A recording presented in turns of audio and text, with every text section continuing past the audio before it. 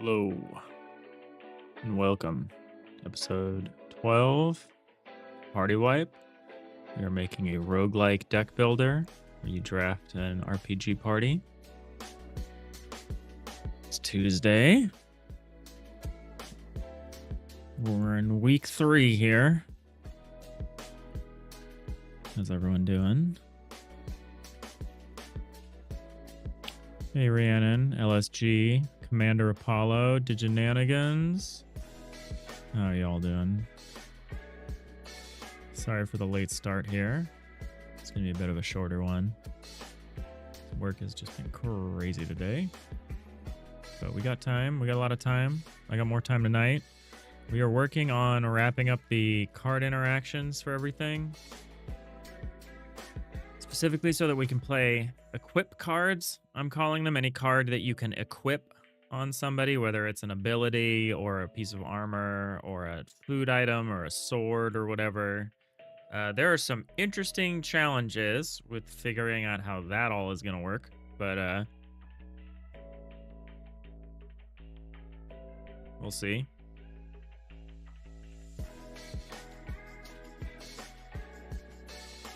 Specifically, I noticed a bug yesterday. I noticed a couple of bugs yesterday. We are going to work on those.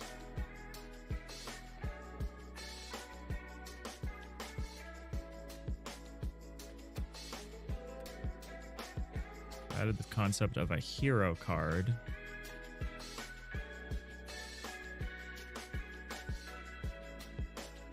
Yeah, your terrain painting looks cool, Nanigans. Alright, I added a rusty spear. I made the deck just a couple of knights and the rusty spears.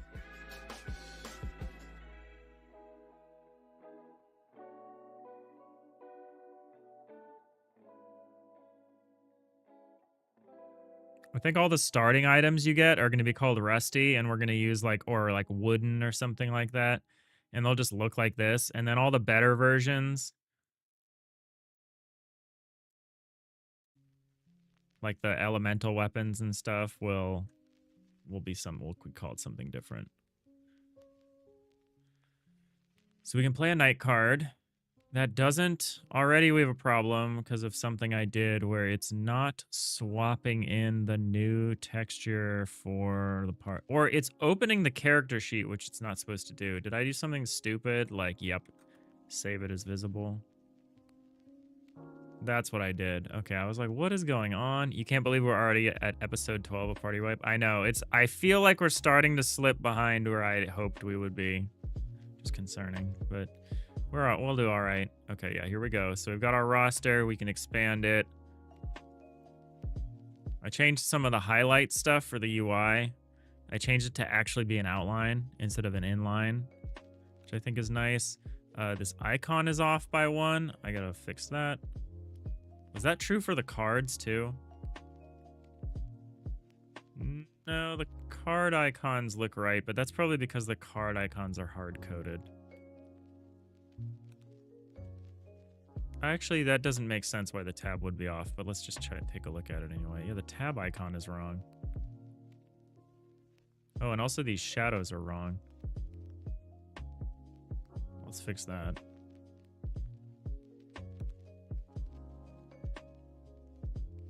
Where are those? Here? Yeah, those are wrong. What layers are those on? A couple? Okay.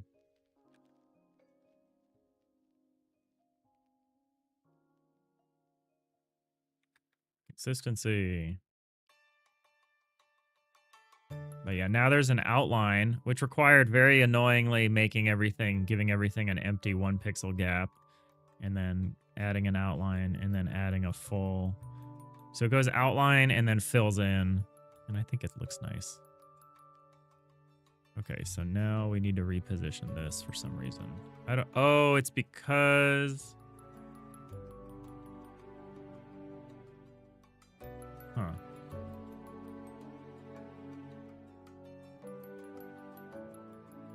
It's because I added that gap. We might need to fiddle with stuff a little it to make it look right. It's like, yeah, this is off by 1 now, probably. Yeah, okay. I was wondering why that was weird. Party tabs, party tabs. Where are the tabs? Party tabs. This needs to be over by 1 here.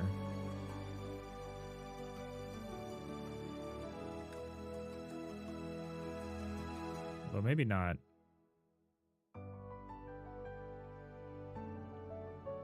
We'll see. It's one of those hard things. This is one of those things that's kind of hard to validate. It looks right.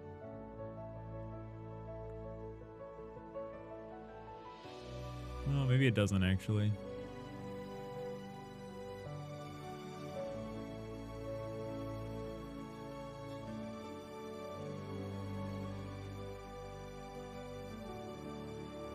Okay, yeah, it was right, and I just made it wrong.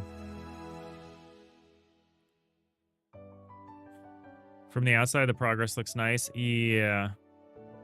Only 55 more episodes to go. What's that? 12 and 67 episodes? What's then? 55, 5. I'm like, where's the math? Where's the math? Are these consistent? Yeah, they are. Okay. So this is all fine. 67 episodes. When is that?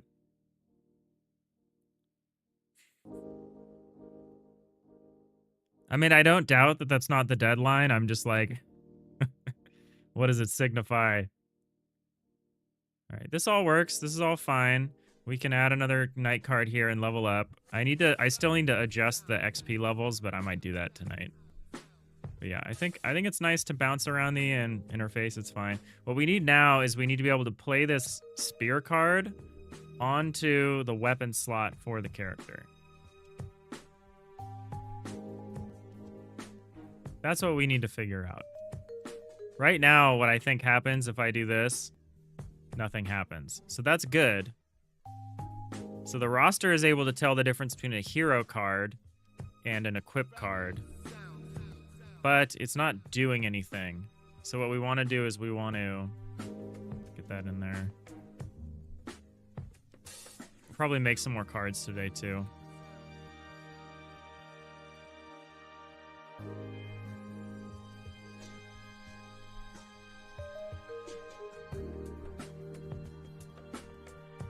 Your texture 3D, your texture painting stuff has ballooned your VRAM usage by 20x. Crazy. I don't understand how that's possible, but I don't doubt it. All right, so what we need is, so if we enter the mat with an equip card, then we need to do something else.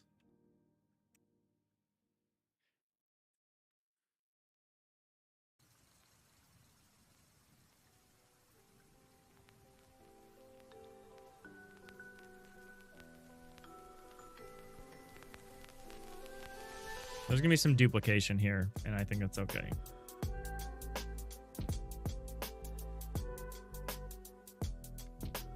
Hey, Sapphire. How's it going?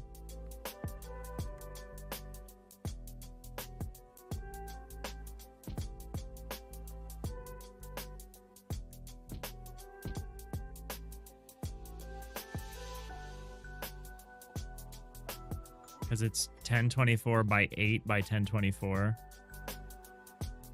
So shouldn't that just be 8x what you were currently using? I don't know. I don't know anything about graphics cards.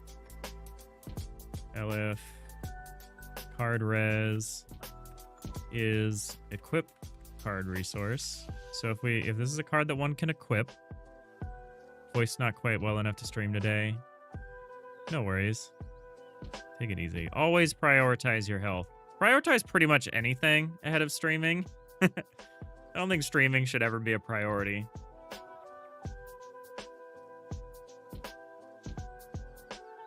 It's one of those things where it's nice. It's nice to do. So if the mat card is entered,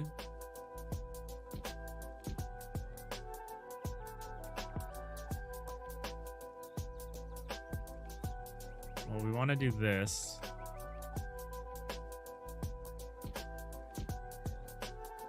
Ooh, this is going to be tricky. This is going to be tricky. I guess we want all of these behaviors. I'm going to rearrange this because there's a lot of duplication that's going to happen here. I'll rearrange it so that it makes sense and it minimizes that. For now, let's just keep the cases separate. Sapphire Starship with the 135 stream streak. That's insane. Thank you so much. All right, so here we have all of this stuff. So now what we want to do...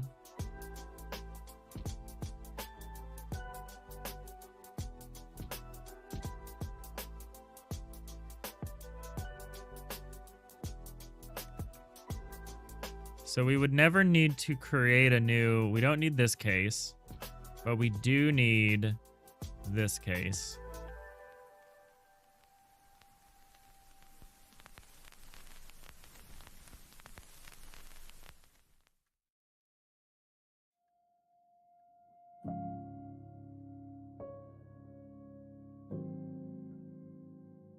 Does it matter if this is already open? If card res is unit card resource, oh yeah, we don't care about that.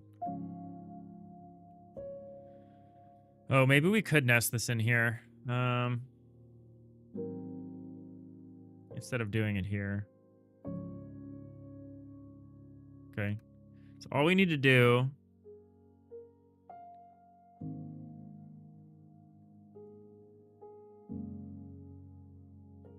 Oh, I see. So you didn't have one texture before. You had none.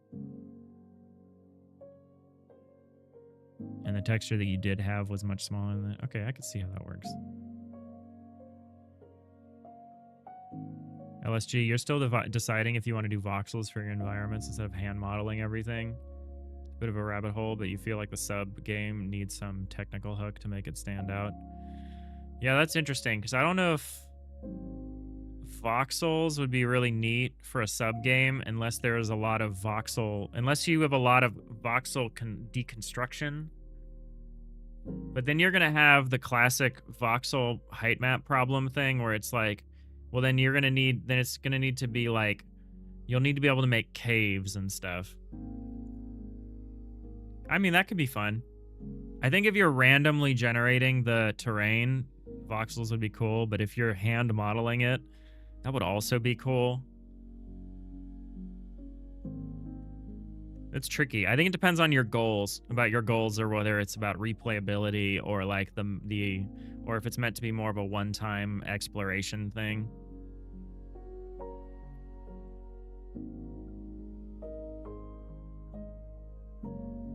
Sapphire, you got a couple of random streaming related questions. What bitrate do you stream at? Twitch keeps telling you that your stream is unstable due to too high of a bitrate, but everything seems to be working just fine. I stream, the Twitch stream is at 6 kilobytes per second.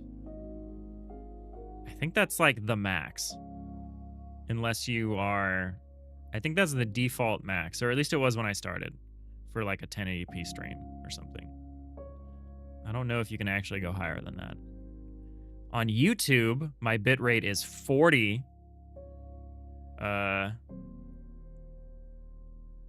megabytes per second. And on Twitch, it's 6 megabytes per second. So YouTube is definitely, YouTube has a higher quality threshold that they'll let you reach for sure. And then when did you make your own Discord? I think I did it before I started streaming, but I don't know if that's necessary. Yeah, I don't think you can do other than 6 kilobytes per second unless you're like a partner or something. Seems fine. I don't really care about the Twitch screen. It streams bitrate. I do a little, but I'd prefer the low latency. The low latency is really the nice part about Twitch compared to YouTube. Because on YouTube, you can't do low latency at 4K. And since the YouTube is like the archive, I think it's more worth it to do the 4K stream on the YouTube. More of a one-time playthrough game the way you envision it now. Yeah, I would hand model it then. I would not mess around with. I don't think voxels do your sub game any real favors. Kind of want to make your own Discord too.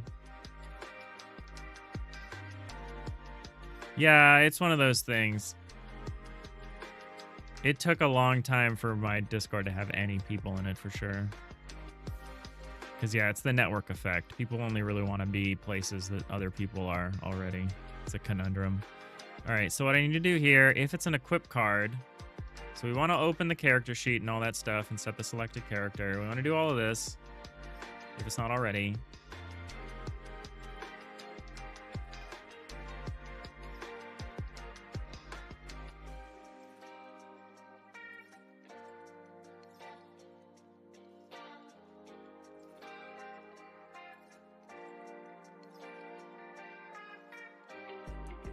Am I already setting the card res? Oh, and the card suit. Do I already have the card suit? Why do I get the card suit twice? It's confusing. Oh, I see what I'm doing. Okay, so what we need to do, we need to detect what the slot... Here we go. So we're going to say variable. We'll say card slot. I'll say equip slot. Equip slot.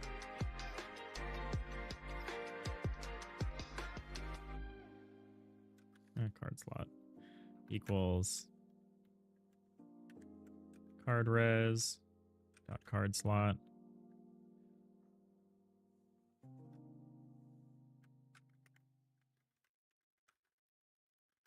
So we have card slots, so we can like set them up, which is good because each equip card is only going to fit one slot anyway. The ability cards are going to be interesting because the ability cards, I don't really want power levels to matter. I want them to be kind of interchangeable, so that'll be a bit of a trick to figure out right now.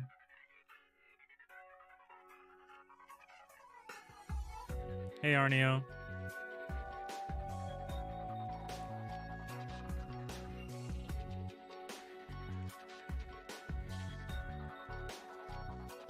All right, so we get our card slot.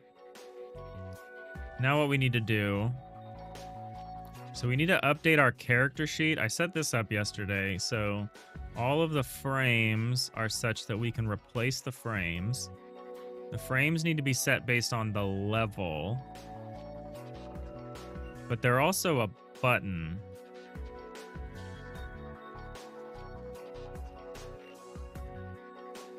So we gotta store some stuff here.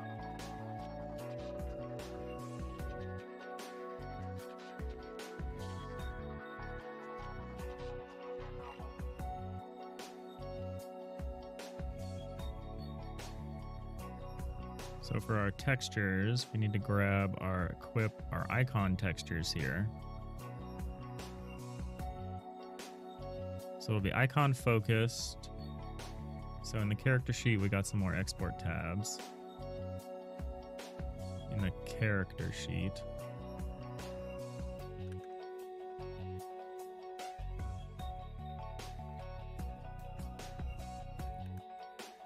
Say at export variable icon focused. Use a texture 2D. Say at export variable icon hover by level. It's a dictionary. And texture 2D. I know I could do a array. I don't care. If I do it as an array, I have to account for like 0. I have to do offsets and stuff, and I don't care. I don't care enough. Icon normal by level and texture 2D. Export variable. Yeah, I have to really think about how we're gonna do the equip cards, because like certain equip cards are gonna have passive effects, they're gonna have active effects. They'll affect different stats. There might be combinations. So like a shield should increase your base defense, but you should also be able to use a shield to like bash somebody. So it's like both a weapon and armor.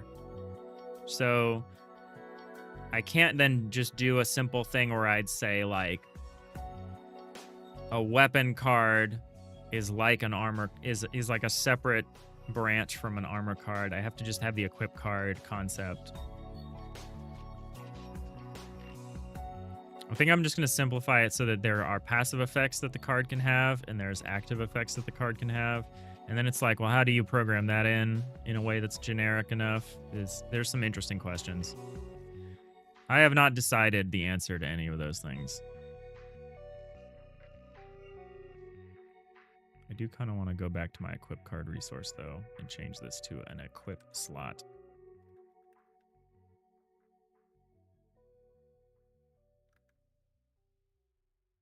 And go back in here.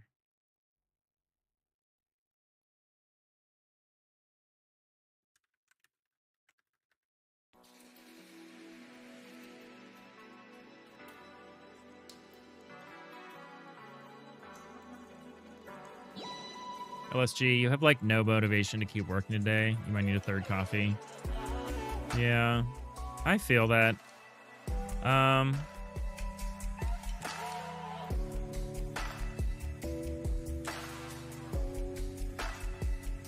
don't know. I don't know about that anymore.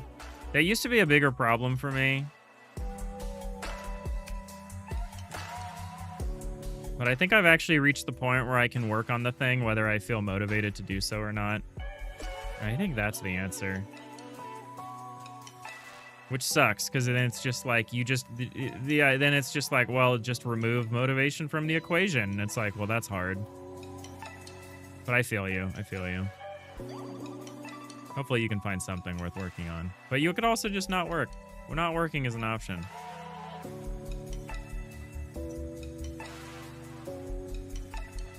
Arneo, you should finish polish your space game, but instead you're learning 3D modeling with Blockbench. Your space game was neat. I tried the demo.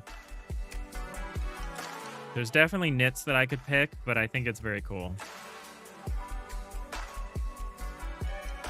For the game dev, you're the same. Your 9 to 5 is a struggle. I feel that. I feel that. Sometimes you just don't have any energy. Having energy is different than having motivation, I think.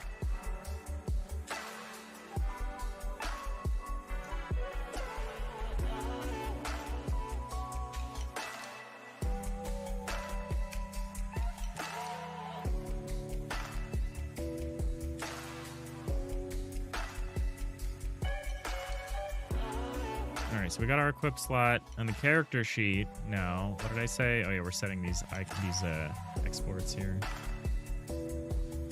I know they don't need to be exports, but I really don't like just plugging in. I actually might remove most of the places where I just plug in a UID thing. I don't like it. I'd rather just, I know sometimes you lose your exports, but I like it better.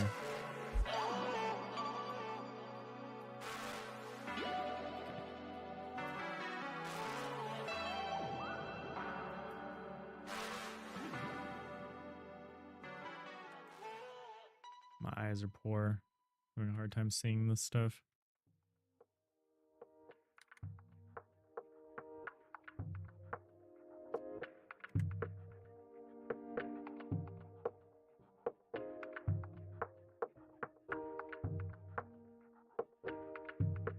Oop.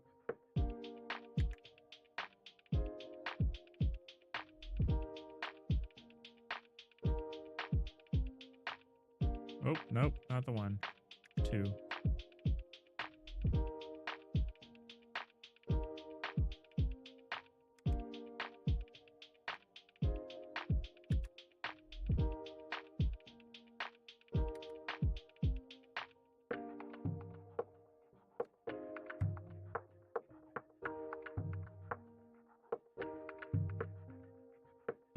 Okay, well, we got all those. I was a little smarter this time. I actually did the focused and pressed separately since they don't change based on the level. Did a good job. LSG, you think if you can cross one more task off today, you can feel good about chilling till 5? Your stupid work ethic just makes you feel like garbage when you're not productive. Yeah, I don't know if you should feel like that either. I think for me, I'm at this point where I just need to make progress on the game at all times. And so that's just what I do. Or that's what I attempt to do. Sometimes the progress is minimal. Sometimes the progress is just figuring out a different direction. But hey, Nix.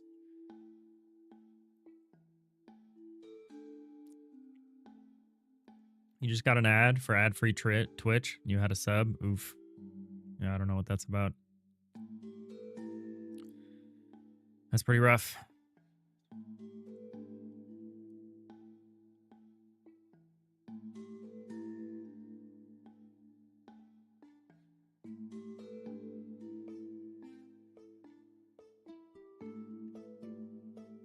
All right, so I've got these icon things. So what I can do, I don't think they're going to be changed here. Maybe they will. They probably need to be.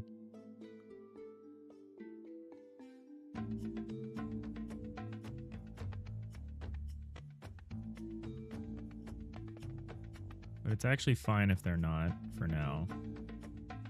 Since the card back has the original version of the icons on it, so it's fine. There's a fallback.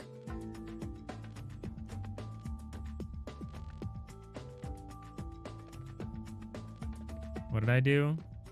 What, the green, red, the green, white, and red? Is this not Italian or something?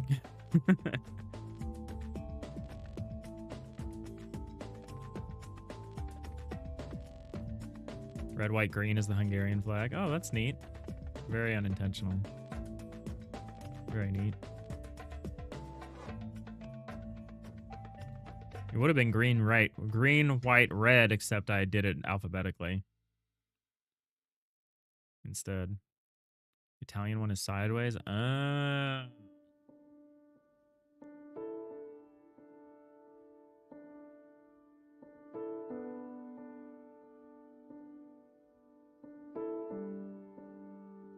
I don't know flags.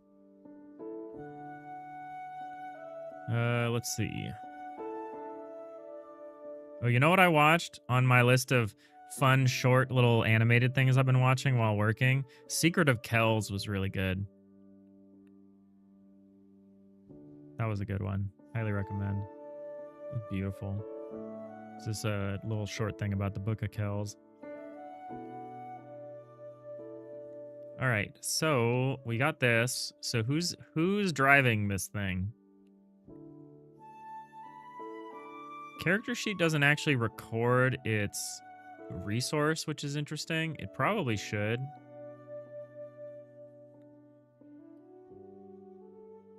But it's not right now. So I guess the deal is when you bring an equip card over this, what it should do is a couple of things.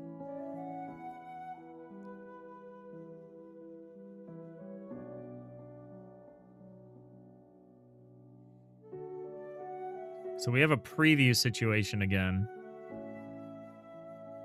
Because I want to preview what it would look like with this thing.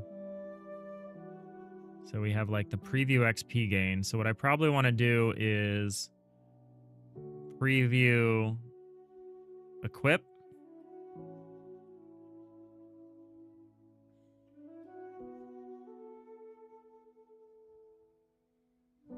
So we'll make like a preview.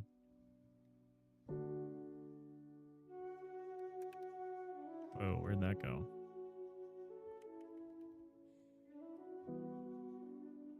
Funk preview equip card, I guess. Res equip card resource. And so how are we going to distinguish this? We're going to actually need to know what we have equipped, huh?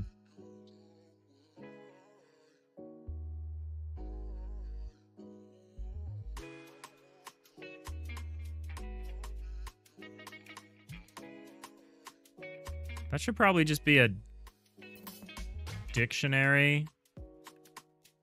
Like, just like variable equipment.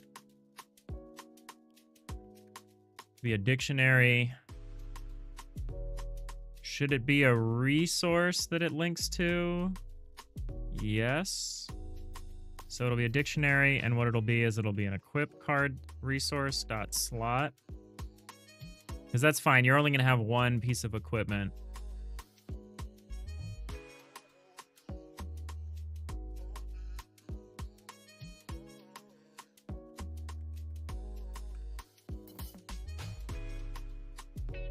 That you can look up by slot. That's what we'll do.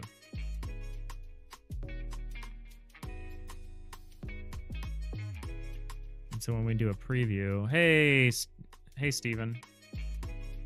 How's it going? Welcome in.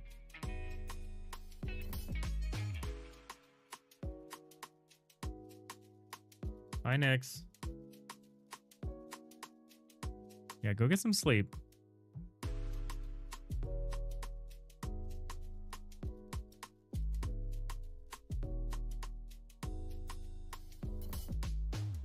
Yeah, Arnio, what happened to me is I think the enemy ship killed me.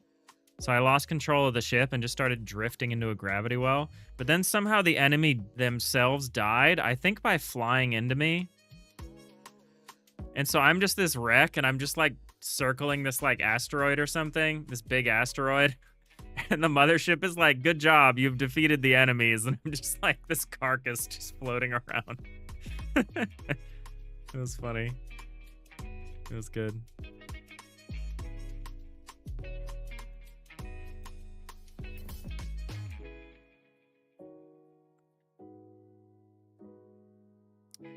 What I would do with your game is I would remove your space friction.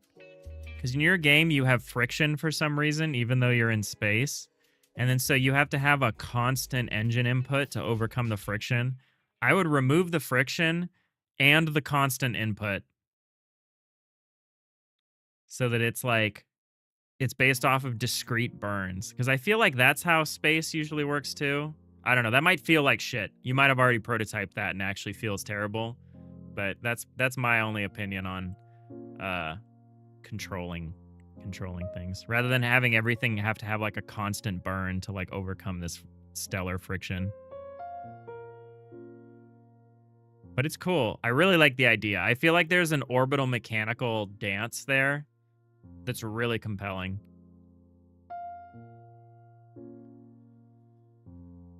You're working on your world generator for your definitely not another Dwarf Fortress clone. That's cool. But yeah, please sleep. The Dwarf Fortress world generator is in the Museum of Modern Art.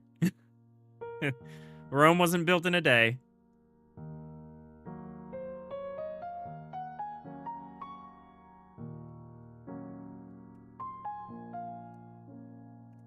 All right, good night. Good night, Nix. All right, so if we preview the equip card, all we really need to do is update the frame and the icon without just replacing anything. Oh, you know what we need to do, which is kind of annoying? So we actually need to know which of these... Actually, we can just do a match. Let's just do a match off of the card res equip slot.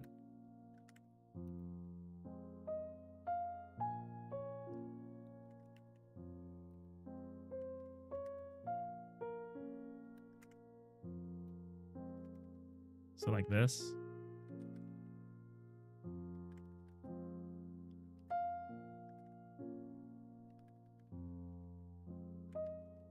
There is going to be a challenge here, which is what to do with the ability slots.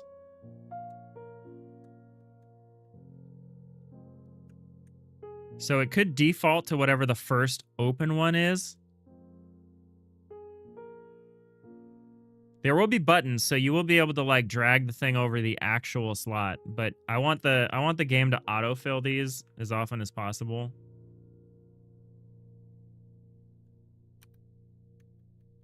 Like, I don't want you to have to precisely drag the card over where you want it to be.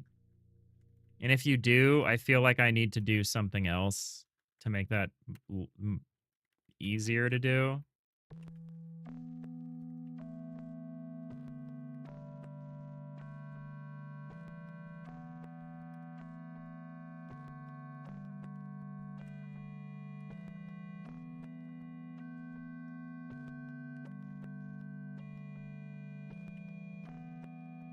There are going to be some annoying edge cases with this preview thing. That's fine.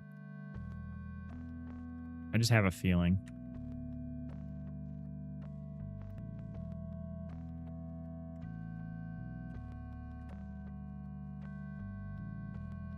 Someone's going to be like, I alt-tabbed while previewing a card equip, and then when I came back, it just looks wrong. And it's like, uh-huh.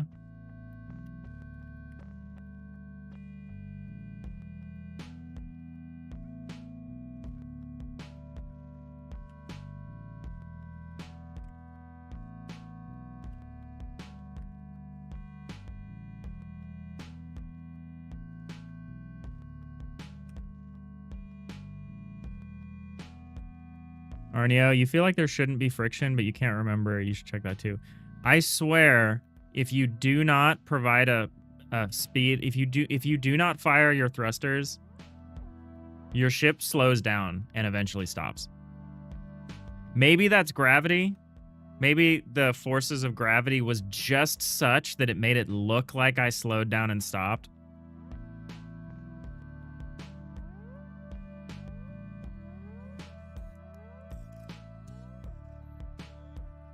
But yeah, I still think thrust should be like a hold to maintain rather than like a toggle to set or whatever.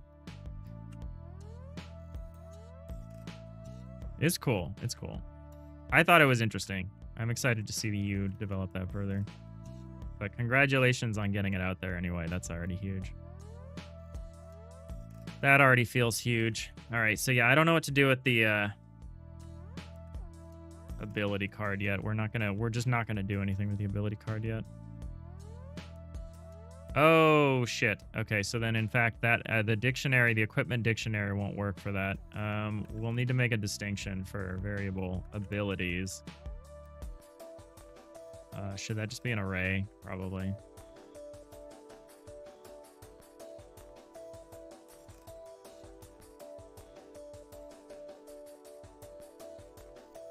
Although an array is maybe not right either. Might still do a dictionary.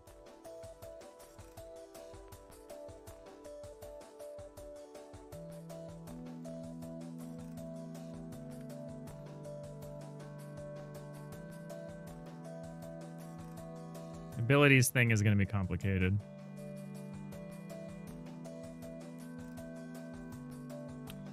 This part should be easy though. So if there's a head slot, what we do is we just say, open this up so I can actually look at this.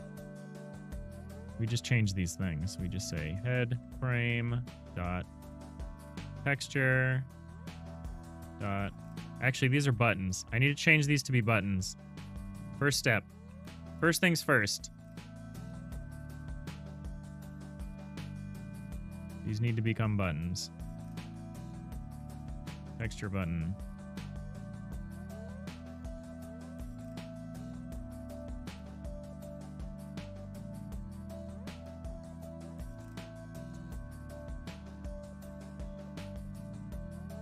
And then so all of these will need to change, but that's fine. Let's do them first.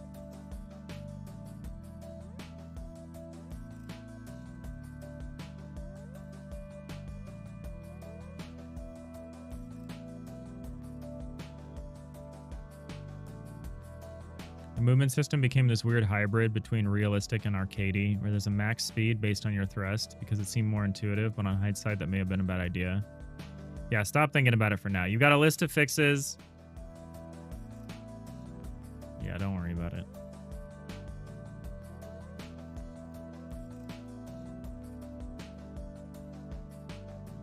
I think there's definitely something there with like the predictive like orbital. Like, I like the line that predicts which way you're going to go based on your thrust. But I feel like it's like you're going a certain direction and then you do a hard burn to change that direction, but then you should stop inputting thrust. Like, having the thrust, like, maintain beyond that. Having it just, like, continually fire, I think is wrong. But it's very cool. Getting it to work just right is always tricky.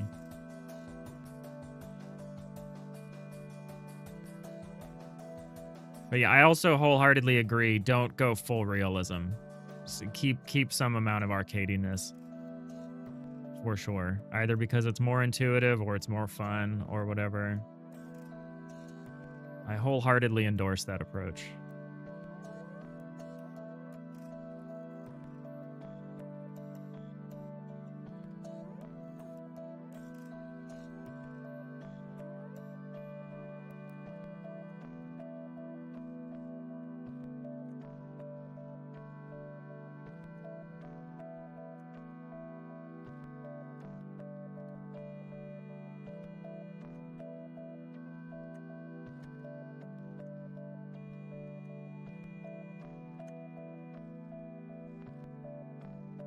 Sapphire, you're contemplating entering the upcoming solo dev jam and streaming it, but you may not since it's the week after 4th of July. It's on a Saturday this year. Oh, the 4th of July is on a Saturday this year. Yeah. No, I feel that. Is it the week after? Oh, yeah, it is. Yeah, that's tough. Yeah, I'm not doing the solo dev jam just because I'm focused entirely on this. I will miss it. I will be sad. Okay, so all of these we can lock in. Oh, in fact, we don't even need to remember what these are. Get rid of these. We don't need to know those.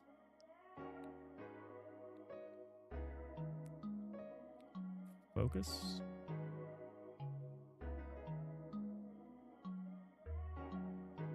Oh, I missed this one somehow.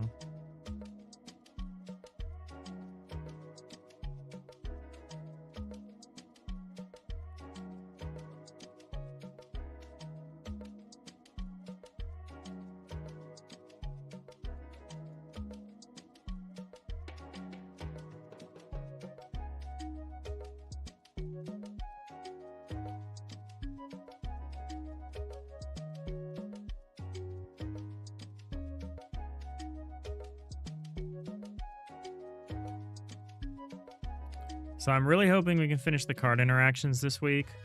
And that'll give me about 6 weeks to, or not 6 weeks, that'll give me another 3 weeks or so to do the initial battle map implementation. And then it gives me another week or two before the playtesting where I can work out just the basic loop of like, just a basic series of encounters. Just to give an idea of the fight without any real choices. I actually don't know if I'm going to do like a node-based map thing. I was listening to a really interesting talk from Anthony Giovanetti, one of the latest Spire devs, who had a good opinion about how to do those roguelike map branching path things. And he actually said the map is better the more nodes that you have to consider simultaneously. And I actually think I don't, in like a D&D adventure style, I actually think I want the player to be making like a choice between two directions, not like guess forward and like pick a route through like an unknown area. I think I would want more like a discrete number of like forks in the road that you can't like guess. The idea would be that you would start to pick a biome to go into, and you would go further into the biome. And you would make that choice pretty early, and that would kind of cement the direction of your run. And have a number of different bosses who are like the bosses of those different biomes.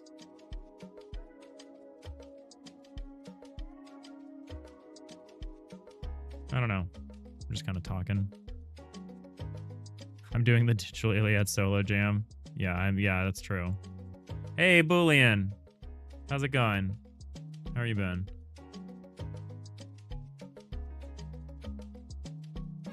That sounds a little bit like Darkest Dungeon 2. You know what I should do probably is play Darkest Dungeon 2.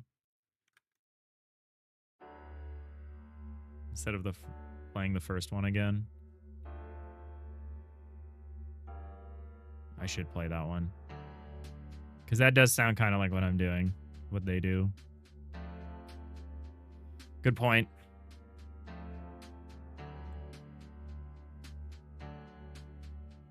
I think I have it.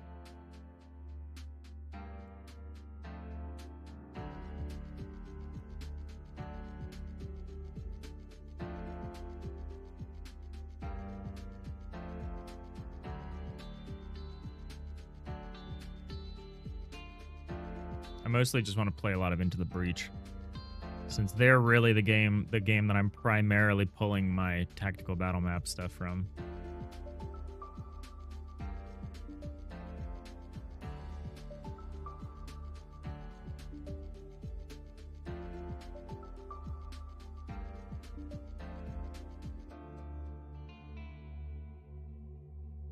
How's Darkest Dungeon 2? Yeah, I don't know. Never played it. I like the first game, but man, the first game does not respect your time. I have a lot of hours in Darkest Dungeon 1.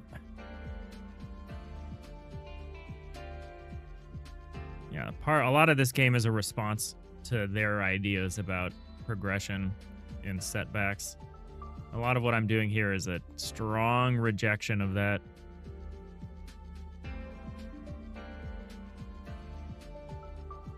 All right, so then these need to be plugged in via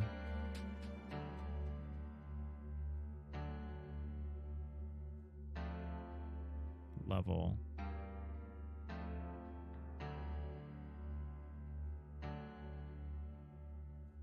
And in fact, they should be clear most of the time.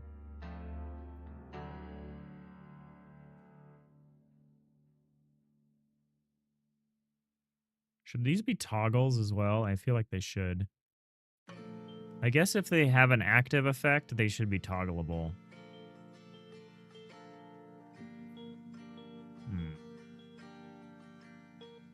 Let's cross that bridge when we get there. So what I do is I go back to here. And then the party roster needs to know about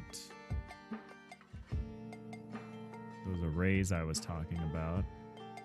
Oh, not the party roster. The character sheet needs to know about these arrays. Icon hover by level.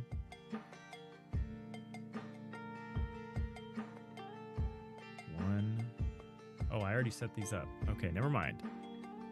I already set these up. Beautiful.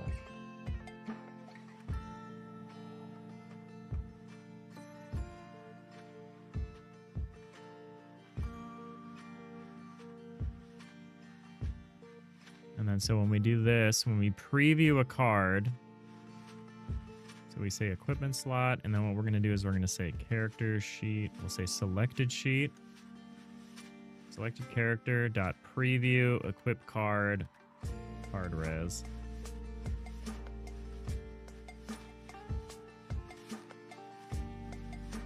What do I need to know the slot for?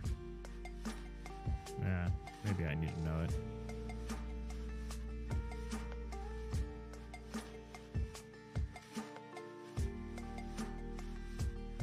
Arneo, for Darkest Dungeon 2, you like the different direction they take? You wanted to like it more?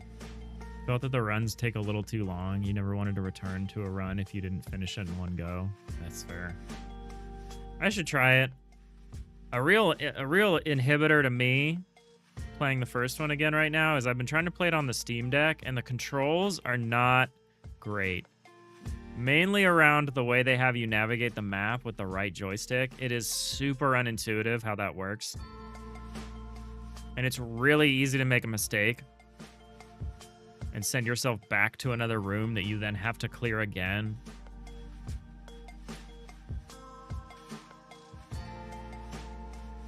But I feel like that's something I will learn given a brief enough period of time. Okay, so we've got this. Now we can preview a card equip. Okay, so now we just need to plug these in.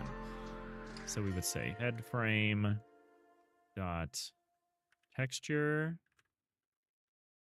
hover would be icon hover by level. Oh yeah, let's just say card level. Variable card level. Int card res dot card level.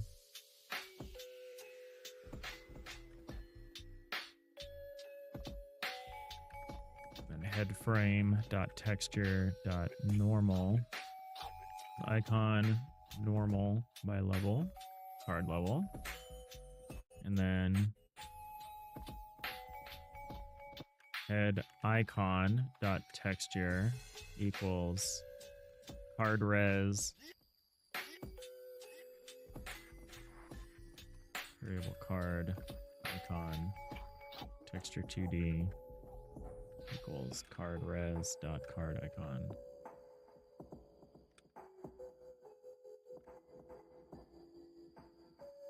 So we just do this. This is all we have to do, I think.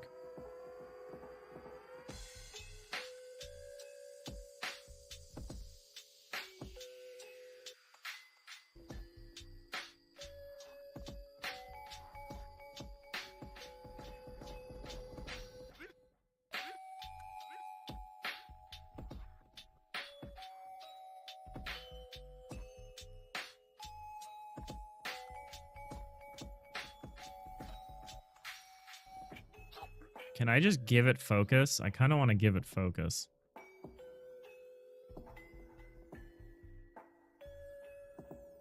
Can I say something like head frame dot grab focus? I don't want to try that.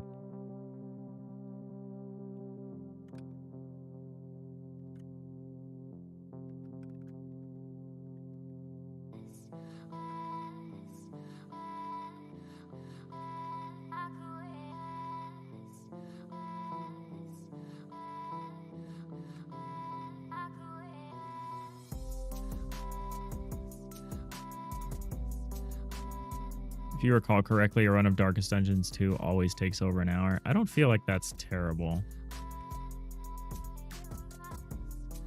But yeah, it's maybe a little long. That's a whole playthrough of the game though, yeah? Compared to the original game where I feel like a run of, I think an original run of Darkest Dungeon could take you like, if you experience a lot of setbacks, that could take you like 50, 60 more hours. Crazy. 100 hours, I think you could probably take to beat Darkest Dungeon 1. If you play badly and you experience a lot of setbacks and have to rebuild your team, I feel like you could easily take 100 hours to beat first Darkest Dungeon. Crazy. I don't know what the official like time to completion is supposed to be.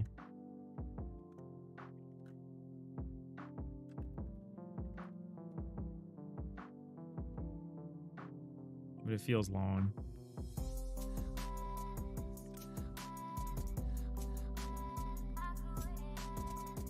So yeah, I feel like an hour is a huge improvement.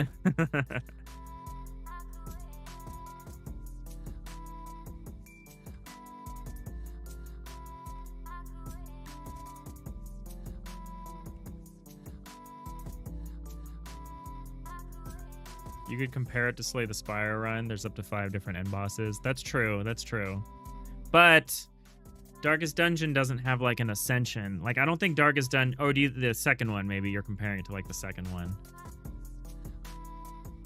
Does it have a because like Slay the Spire gives you a reason to play it multiple times. Like you unlock new cards, you unlock, or maybe you unlock relics. No, you unlock cards too, right? You unlock cards and relics as you play the game. And you get the ascension things, whereas like I don't think Darkest Dungeon gives you a reason to keep playing. I don't know, maybe the second one does. Does the second one like lock new characters behind like having to beat the game or play the game or something? That's what our approach is with this game, is you are not going to start out with all of the characters unlocked. You will need to play the game to get access to all of the characters. But on the same hand, I feel like you can also, I think the demo for this game, you'll just be able to play the whole game. I don't think I'm going to limit the demo in the sense of like, I think you'll be able to play the whole game beginning to end. I just might lock you into the original 4 characters. So you can't play any of the unlockable characters. I think that's what probably the approach I'll take for the demo at least.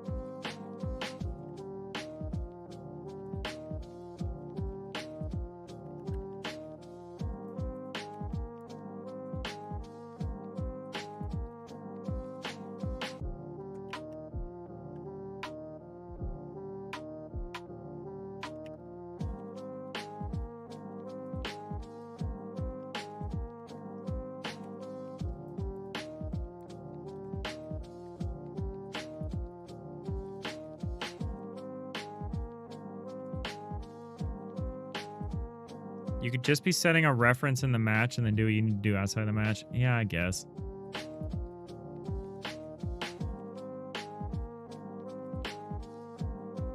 That saves me all of 2 lines per entry. So I don't know if I care, but that's a good point.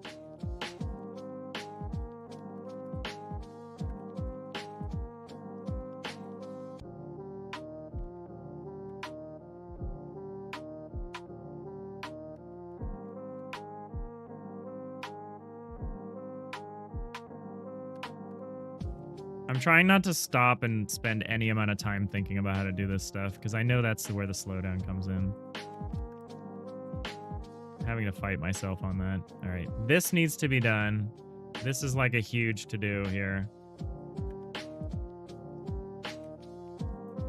The ability slot. Because what we need to do with the ability slot is we need to look at the ability slots, see if there's a free one, and then preview it in the first free one. And if there's no free one, we have to decide which one we replace.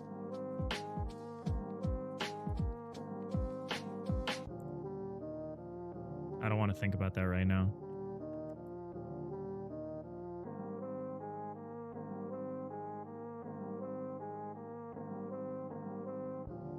Darkest Dungeon 2 has a meta progression for characters, new ones, and improving the ones you like.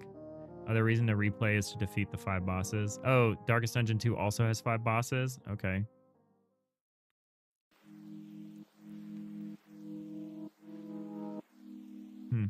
There was a Godot like shareware USB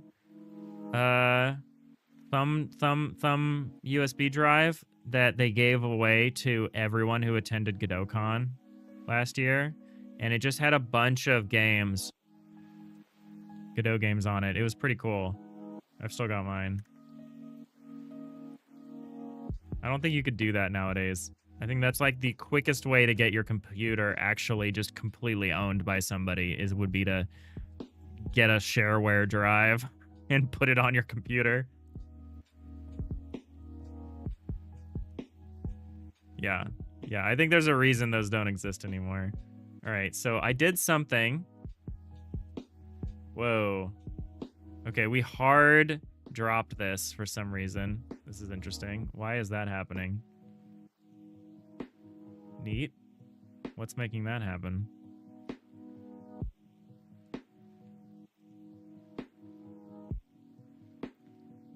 You're basically picking up a USB off the ground. Yeah, that's like those people would do like the geocache USB drives, which I think was a cool idea in like the early 2000s. But yeah, you just can't do that now. Selected care. Preview equip card. LF card res is equip card resource. If cards suit, base card resource .suit .none return.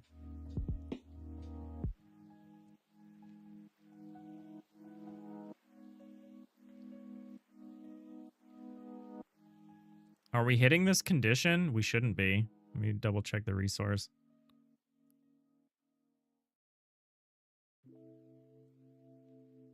Oh, equip slot was null. Why did it become null? Also, why is the default? Oh, there is a default. And it's head. That's fine. So this should be main hand. Save that. See what happens now.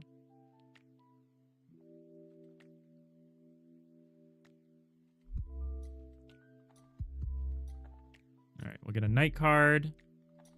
Bring this. Actually, I don't want to do that. I want to just play a Rusty Spear. Hey, so that worked, but at the same time, it just junked it back into my hand. Oh, shit. Okay. I mean, that's cool, but there's also an annoying problem,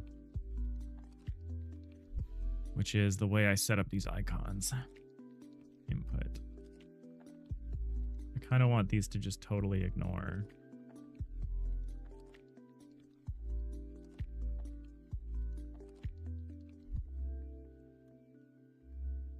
Yeah. The icons are going to ignore input.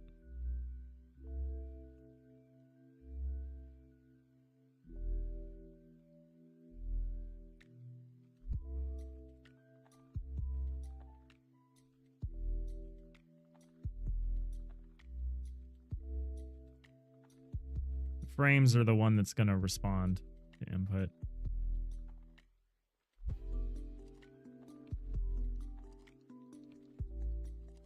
I think ignore should be fine.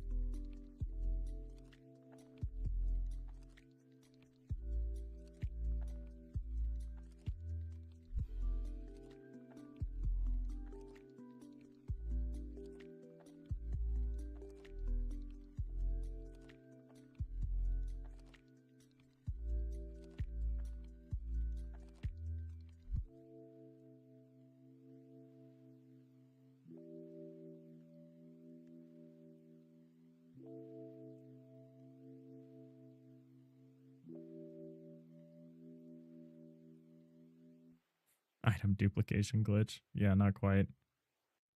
No, it's just being I think something is happening when we get overhead.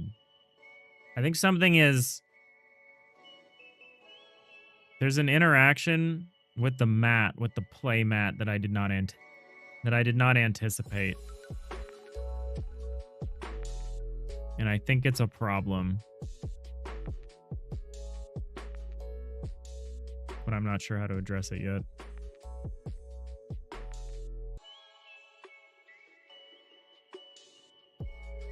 And it's a problem because I need you to be able to specify what slot you want to put these things in.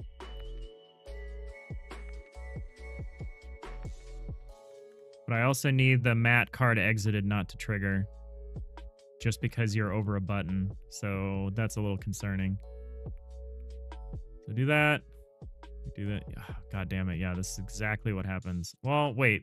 It's too early for this to happen now.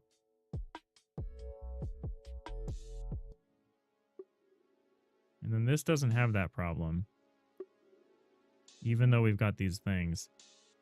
Oh, it didn't open the card, but it did replace the thing.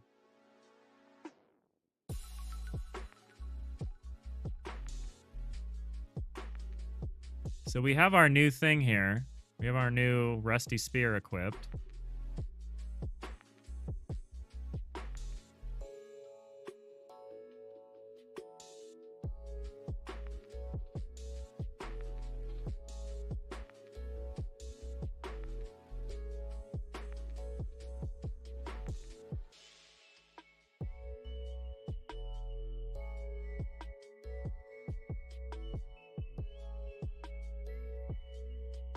Doesn't do anything to click these when they're empty, but that's okay with me.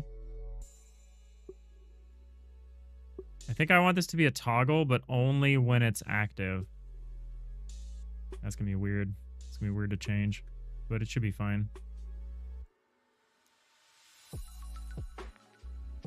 Okay, so why? So mat card entered. So on this branch, we don't lose it. The card doesn't like freak out. I think something about the action of opening the character sheet is maybe causing a problem.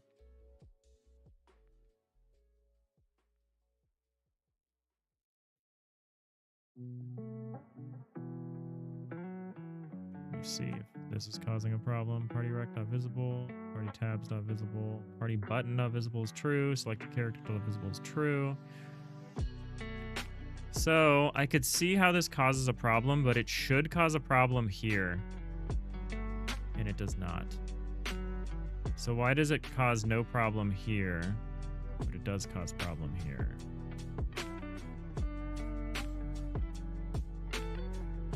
Why does it put the card down as soon as we get over here? It's not what we want.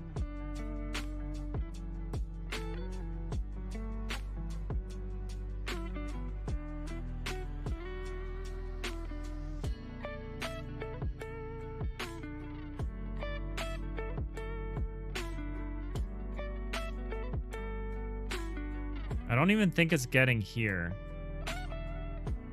Oh, this is an elif. Elif is wrong.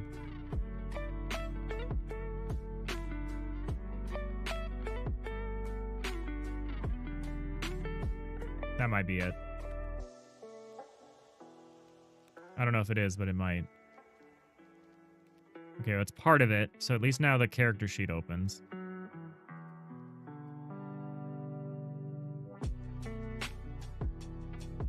It's one of those things where it's, I think getting a single piece of equipment to work is going to be the hardest part of this.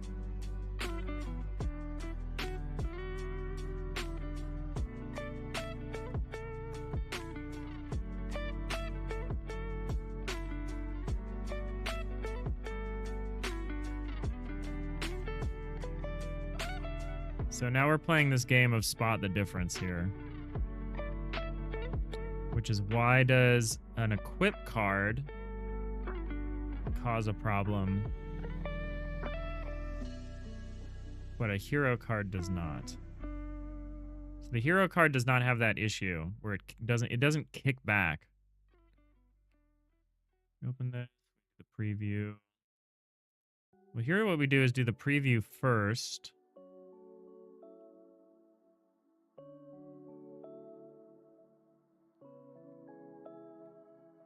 We do need to add this to the update display thing to reset.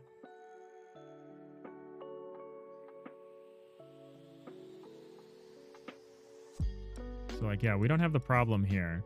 This just works fine. But for some reason, the spear, we lose it. It immediately comes out of our hand. I wonder if there's a misconfiguration somewhere. I mean, there obviously is, but like, I wonder where. So it's a night card suit. It's got the name Rusty Spear, level 1. It has a main hand. It's got the card layout stuff is all right. It's got the correct script attached to it. I guess let's try to figure out what is causing that by just removing things.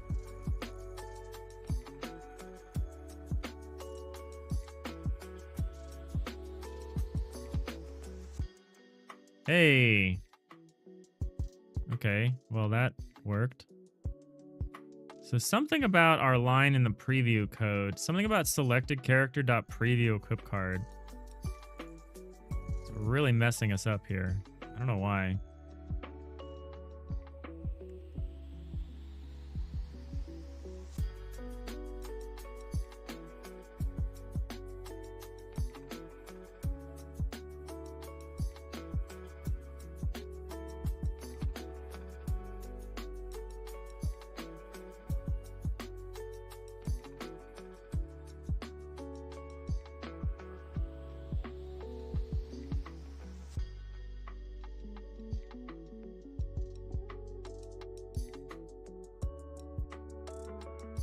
Well, so we don't have the close. We want the close. So we want to do the other part.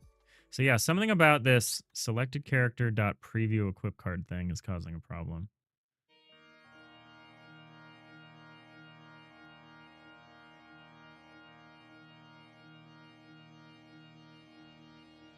Well, we can fix that by just doing the same thing we're doing here.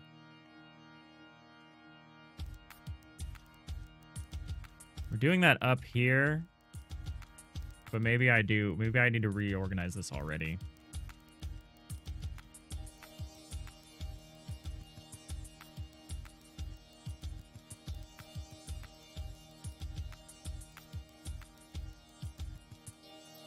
What if I just put this here?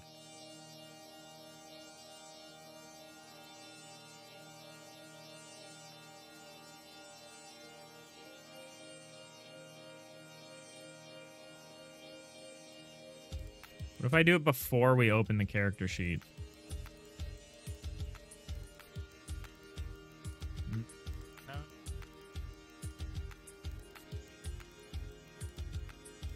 There's something about triggering this that's causing that.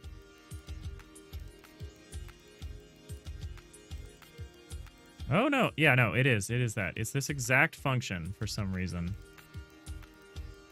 Preview equip card, card icon, card level, match, card res.equip slot. Oh, it's the focus. We're trying to grab focus. It grabs it from the card. Okay, well, we can't do that.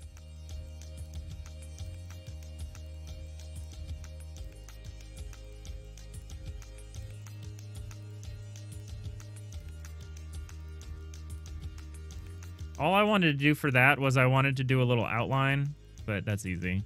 Hey, Little Robot Games, the Godot. Welcome in.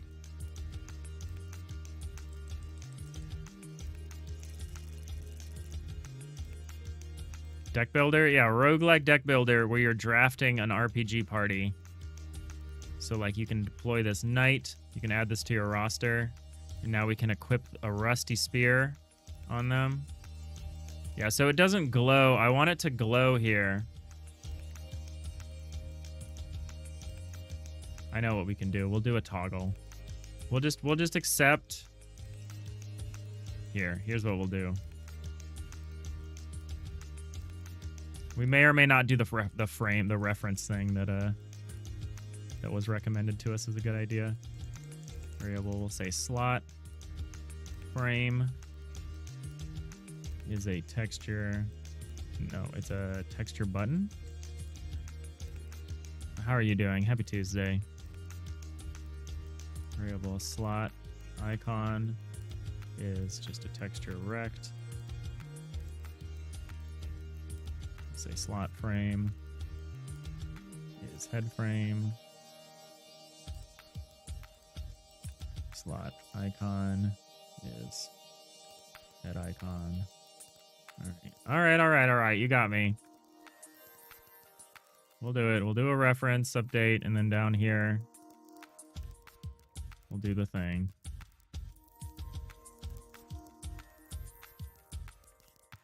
Because now I want to add more lines of code to this. Slot frame, slot icon, card icon.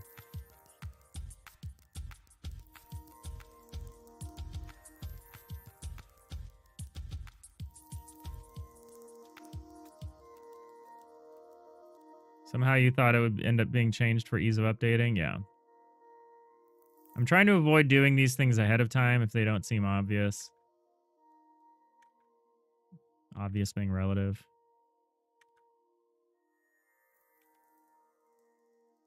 I follow the Randy school of game development, which is you always start by doing the most caveman thing. And if it's sufficient, then you just stick with it. And when it's no longer sufficient, you do something that's slightly less caveman.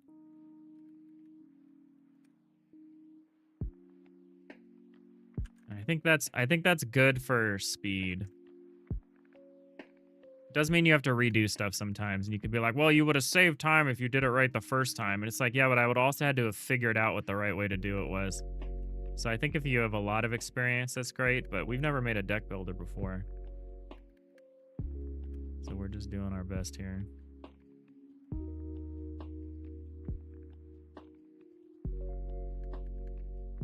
How's it going, little robot? I like your name.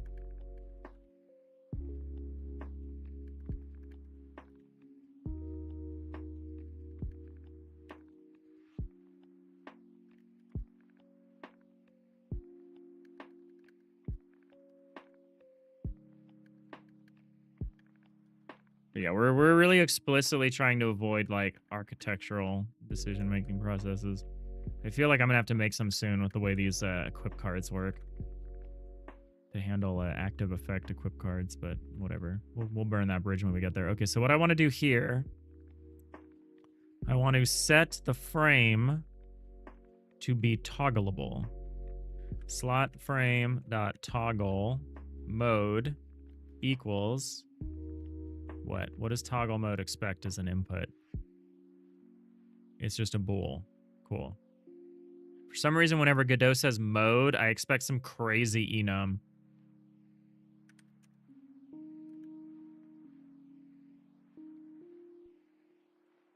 And then what we need to do is we need an opposite process here where we undo some things.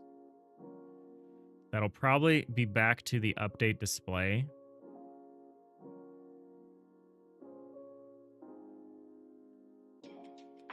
I might have like a restore equipment though. It's complicated because of the whole preview system we want to do. So now if I have it like this, then when we preview the equip card, we can set the toggle mode to be true, and we can also set it whether it's toggled to also be true. That's the real reason we want to do this. Oh. Can I not do that? Oh, I have to pass in. Got toggled. True. Oh, that's a signal. Do I just press it? Set press no signal. We'll just do that.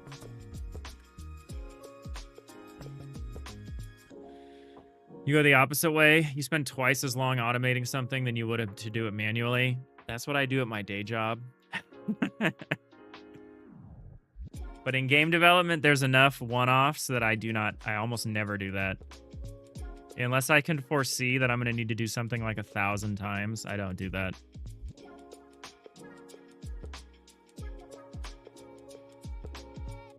Yeah.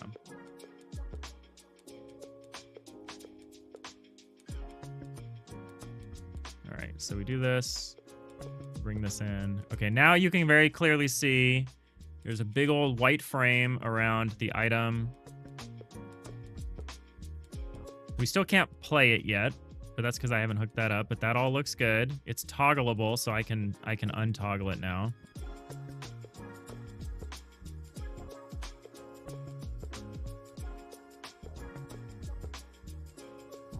It kind of looks weird when you unpress it, but that's fine.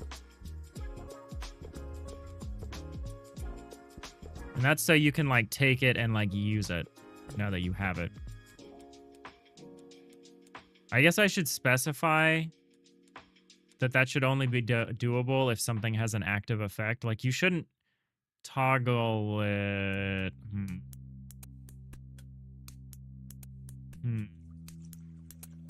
I'm kind of abusing, I'd say abusing. I'm kind of utilizing the button modes to do this, but I could actually do this a different way. I don't actually need to do it with buttons. It's just easier if you do it with buttons.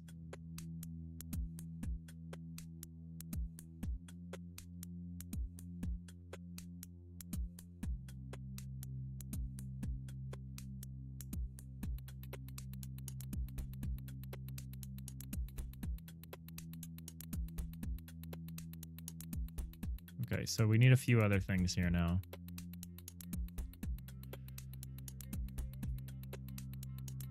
Currently don't need that.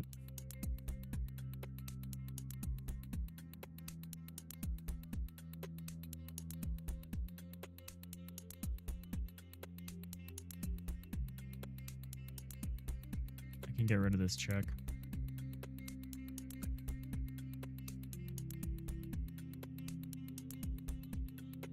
Okay, now we need an exited, so we need to clean up. Say LF card res is a equip card slot or equip card resource.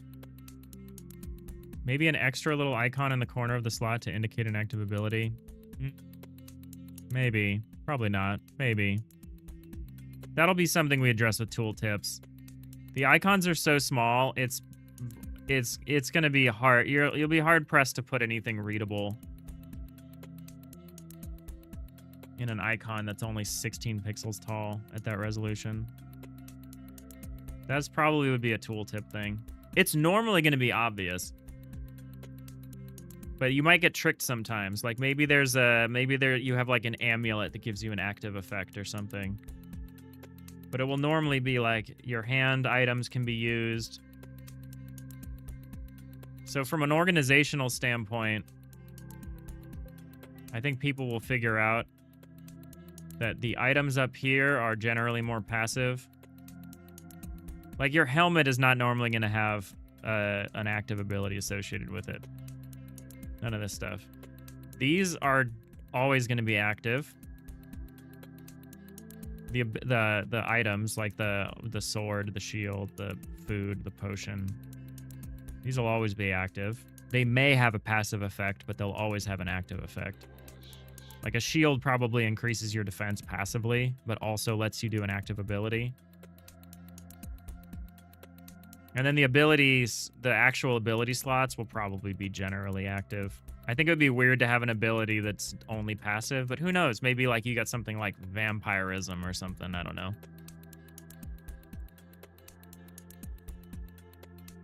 I think it would kind of suck to have an ability that's only passive. I'd rather put that on a piece of armor or something.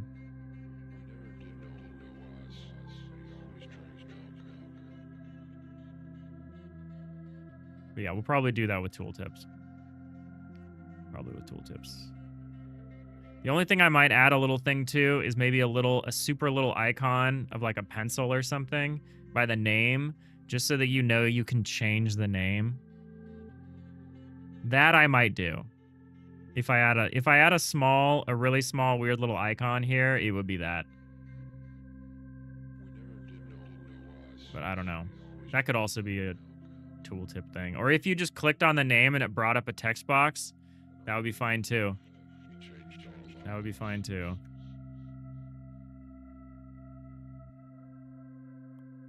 It's a fun aspect of deck builders, trying to hold all the abilities you have in your head, knowing if one worth using. Yeah, I think it's also hard to decide what information needs to be presented passively, like something you can always see, versus what information you can present contextually, which is like, you can only see this when you go looking for it, right? Probably some kind of different outline could signal that it's active and clickable. Yeah, that's what we're doing, Arneo. So like an active ability will be toggleable, and you can like toggle it on, and then that will like trigger something on the battle map. Or not. It might not trigger something, it might just happen. If it's like a self spell or something. There's going to be undo redo, so I'm not afraid of people learning by trial and error. Because if you do something during a turn and you haven't hit end turn yet and you don't like it, just undo it. Roll it back. But yeah, if you try to click on something that has no active ability, it'll just be a regular button. So you'll press it and it'll just immediately pop back up. But if it's an active one, you'll press it and it'll stay clicked in. It'll be toggled, right? Okay, so now when we do the exit, now we need to clean up a bunch of stuff.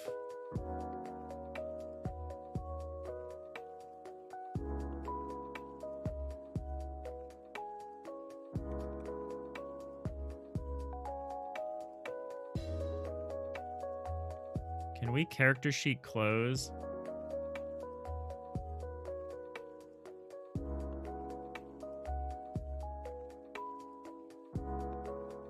Oh, that just takes the selected character. Okay. So what we could do is we could say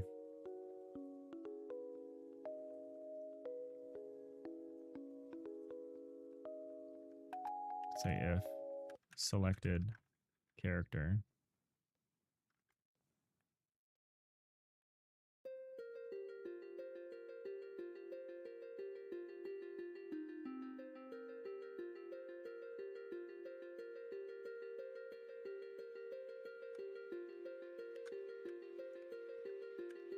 I want to make that a little safer there.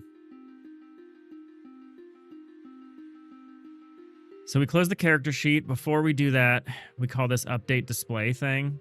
And I think the update display just restores any preview stuff. So it does a bunch of this. I'm going to put this at the bottom, maybe the top.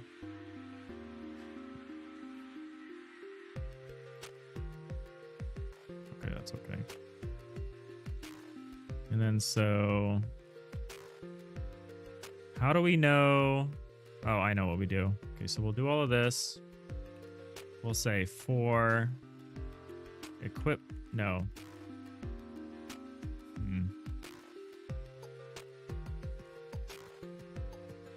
Here's what we'll do. We'll say for slot, equip card slot, or equip card resource dot slot in. Can I just say this in equip card resource dot slot? Can I iterate for every enum value?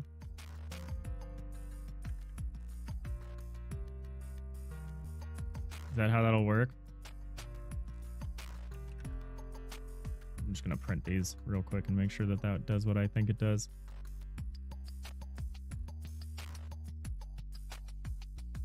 Trying to assign type of string to a value of type.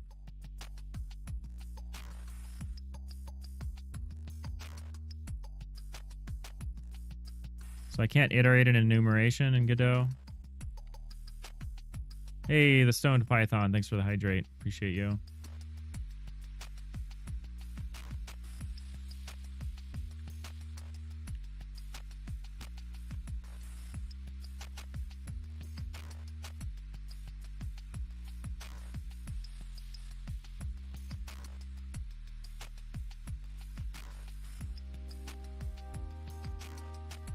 I need to say dot values.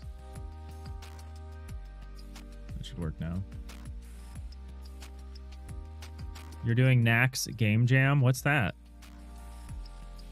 I think the also is doing a lot of work. All right, 0, 1, 2, 3, 4, 5, 6, 7, 8, 9, 10. All right. It came through as numbers. That's fine. I don't think I care. That shouldn't matter.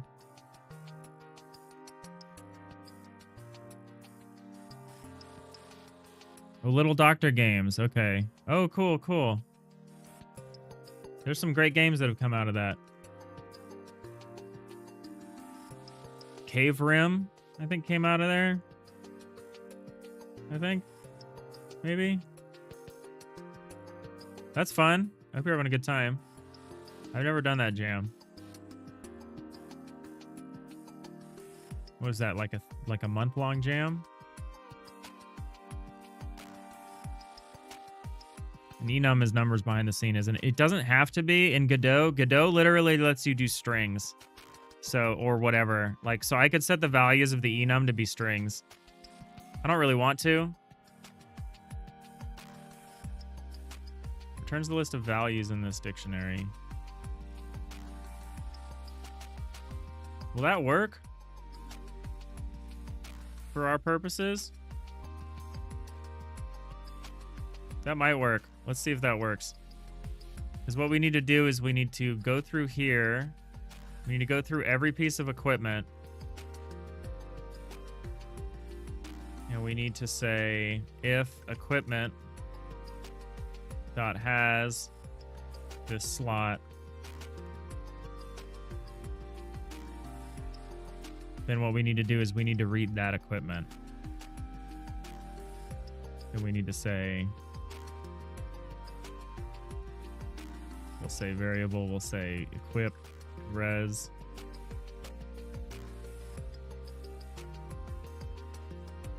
We'll say card res.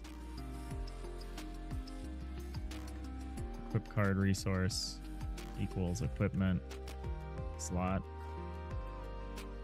And then we will just read, we'll just reset these things.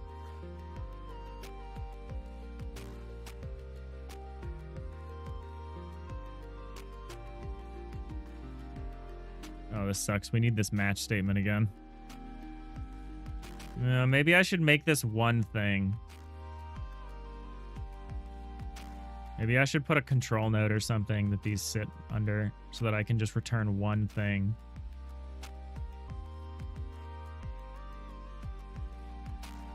Have like head slot and then have like frame and icon, and then you can just refer to them reliably. I will probably do that. I'm not going to do that right now just to maintain momentum here. Very helpful. Very helpful comment, Nanigans. Well, actually... Very funny.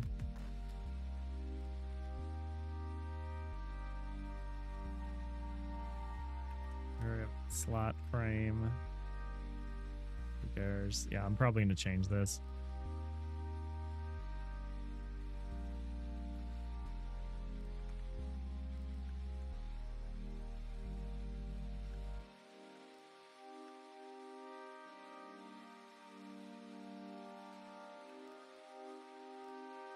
And then so we do all that. We grab the right frame and the right icon. And then what we need to do is we will just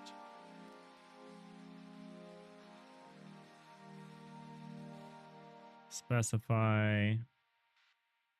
Yeah, I'll probably put this in a little function where I can just be like get slot, and then it just gets the slot, and then I can tell the slot what needs to happen to its children nodes. Instead of having to do this as two pieces, just do it as one.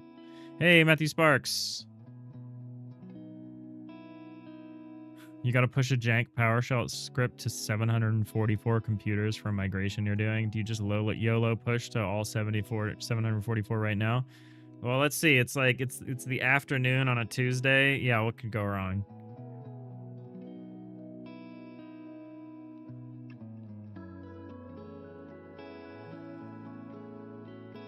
You should do the push and you should burn all of your backups. You won't need them.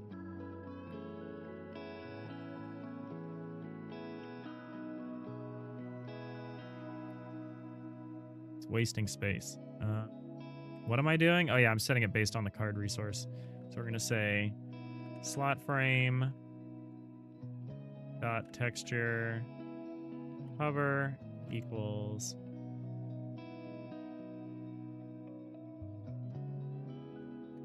icon hover by level card res dot card level slot frame dot texture normal icon normal by level slot frame dot toggle mode is false. If its toggle mode is false, it just won't be pressed anymore, right? If it was pressed, I don't need to do anything, I don't think. What's a backup? There you go, Remus. That's what I'm talking about. All right, see you, Sapphire.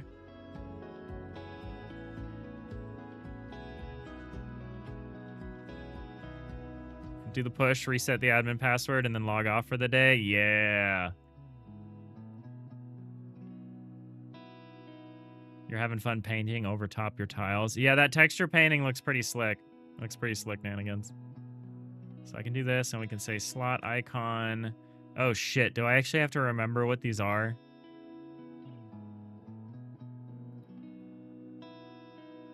Oh, I guess I don't here. In this case, I just say cardres.card icon.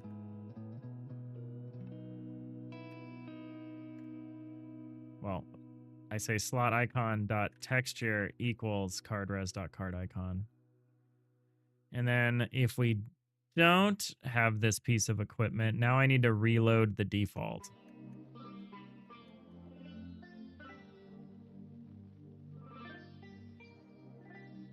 And if I need to reload the default, now I'm like, how the hell do I do that? Do I actually have to remember what these are? I really don't want to. Really don't want to. Are they export? Are they set in export? I know this somewhere. Somewhere we can store this information. Oh yeah, it's set in the card resource that we created the unit from. So I guess I should hold on to this. This is like a piece of information we should hold on to. I think. It's a piece of hero information, isn't it? Yeah, okay. So the heroes know what their slots are supposed to look like. So we need to hold on to the hero res. It's a variable. Hero res is a hero card resource. I'll hold on to this stuff. And then so when we create the character sheet, and only when we create the character sheet, when we call the setup, party tab dot setup card res,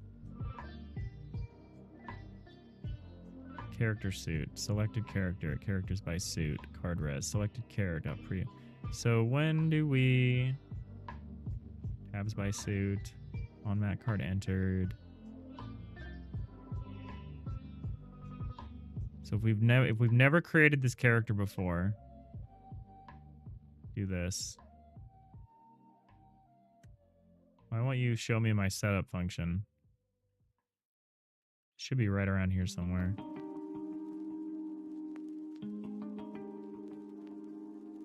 Oh no, it's in the tab. Okay. So the tab has a setup. We set the tab stuff.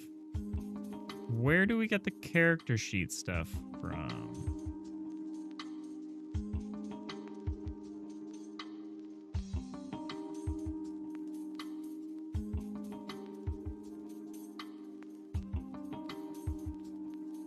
Oh, and here, we make it here. Okay, new sheet dot setup card. Yeah, let's just do this here. Setup, variable, hero res. Oh, let's just get rid of the variable. Let's just hold on to it.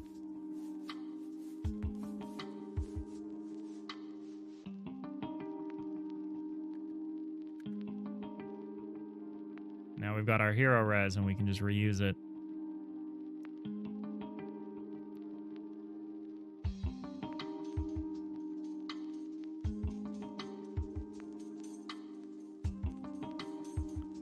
So now we can say,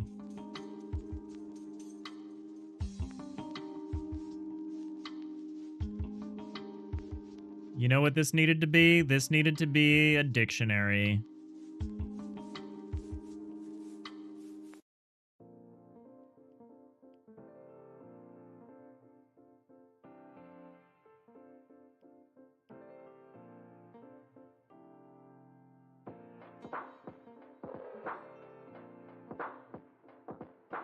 Again with the ability. What am I the fucking do about the ability thing? Everything is the same. Everything, there's just one kind of each slot except ability slots, of which there are up to 5. And some of them are locked at each level. So I could have one approach that covers almost every use case except the ability slots. I'm wondering how different I want that case to be.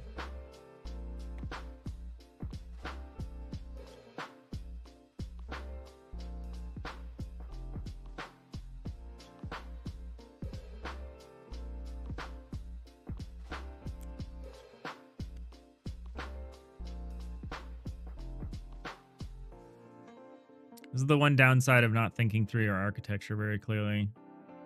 You do occasionally run into issues where you're like, damn, I need something like slightly complicated here. Yeah, having this be like this is dumb. This was dumb. This should be a dictionary. Then what do I do for this?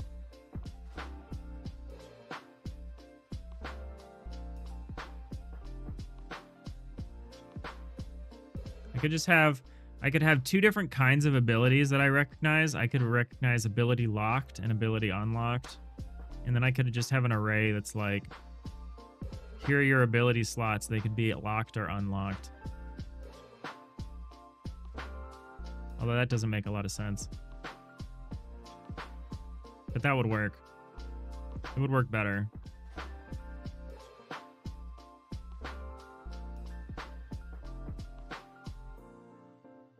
You never know, you might need locks on other slots eventually. Actually, you're right, I do need locks on other slots. Because if you have a main hand weapon, your offhand weapon will become, your offhand slot will be locked.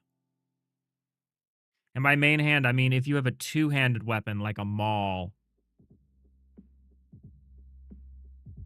Which is, I think at the moment, the only 2-handed weapon I have.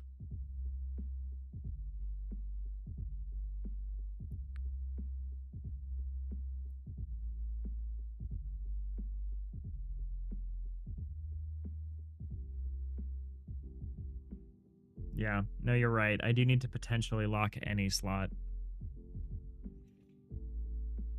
So a locked slot is not really a type of slot. So what we're going to need then... Yeah, I need to go into the hero card resource. To save myself the pain of having to do this otherwise, I'm going to have an export variable dictionary that is going to be the slot icons. It's going to be a dictionary. It will go from the equip card resource dot slot, and the values will be texture 2Ds. So now I can look them up by slot. Ability ones just won't be on here. A lock and unlock ability thing, that'll just be a thing I have that I can apply.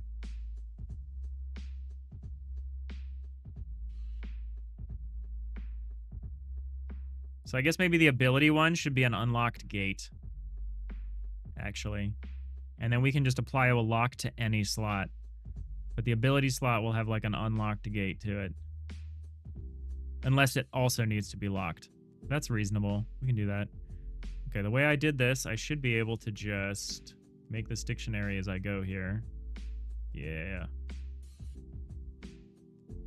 This shouldn't be that hard to fix.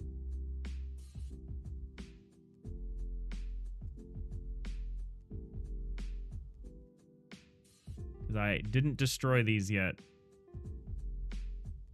I will destroy them after I've updated all of this. I should maybe have a null slot, base slot here.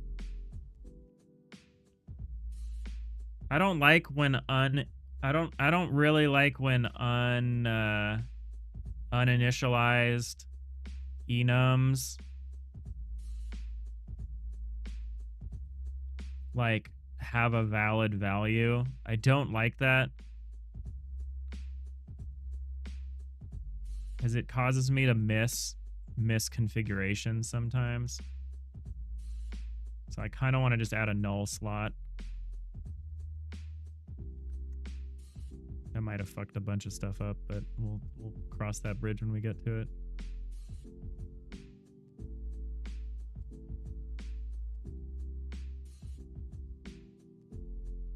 I just like to know that what the invalid check is. So we're going to do this.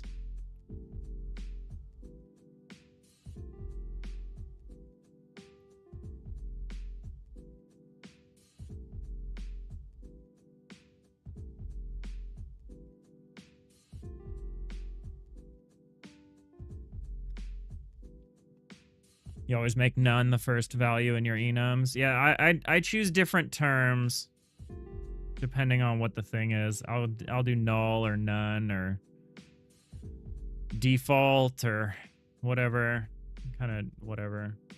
But yeah, I think that's if not warranted, I don't see a huge problem with doing it. I think it'll be fine. Now I just gotta plug these in. It shouldn't be that bad.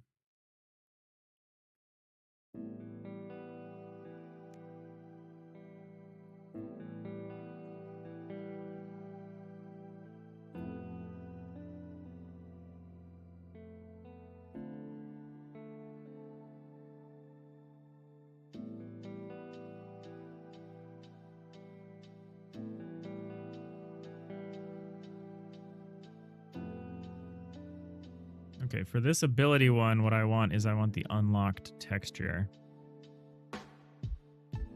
Where did I put those? Where would that be?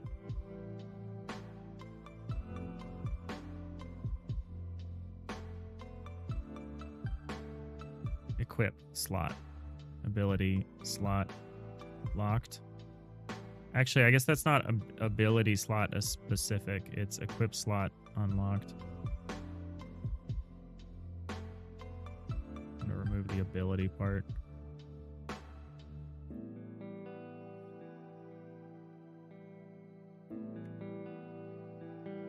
And we'll put the equip slot unlocked. Oops. Where did I go? Go back to my knight. Just choose ability. Put the unlocked. There. Bam. Easy. Easy. So now I just have a list of all of the background slots for the equipment for when you unequip. And I can just have that set for each hero. Which is fine. Gotta add that. There we go. And then conditionally, I could lock any of these. If I needed to.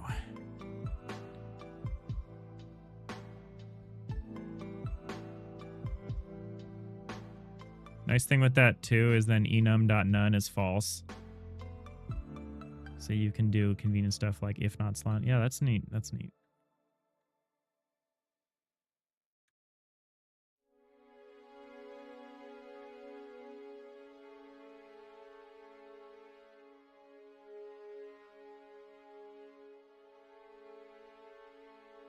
Yeah, I usually like doing that with when I'm doing flags. I like when no flags are set, that should not be like a valid value, or it should be a default value or something. I hate when like when no flags being set is like a usable value. That's like a oh, this is a thing when all the flags are off. It's like, no. Definitely not. I'm sure I've done that crime at least once when I've been like, oh, I just need that last flag. Or I just need that last condition. And I only have room. The only option left is for it to be the default condition. Okay, so now we do the other heroes. So Bard card has slot icons. So we'll say head is the hat. Back. See how I'm learning that I didn't just erase all of these export variables before I transferred all the information over? Past Dave might have accidentally done that. But that would have made doing this way more annoying.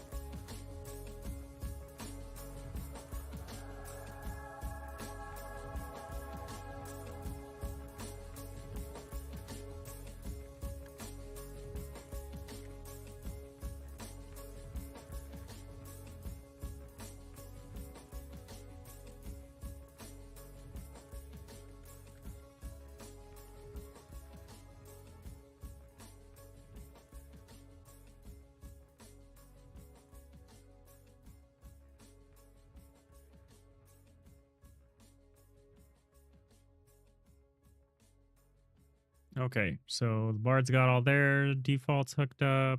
Just two more, and then we're done with that. You're gonna head out? All right, take it easy, Nanigans. Yeah, you like your programs to fail as loudly as possible, LSG. I think that's a good way to think about it.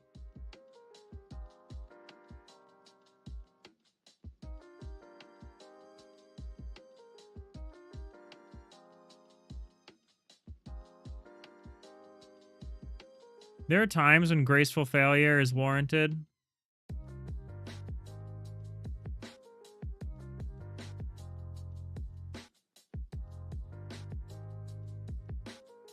Not here.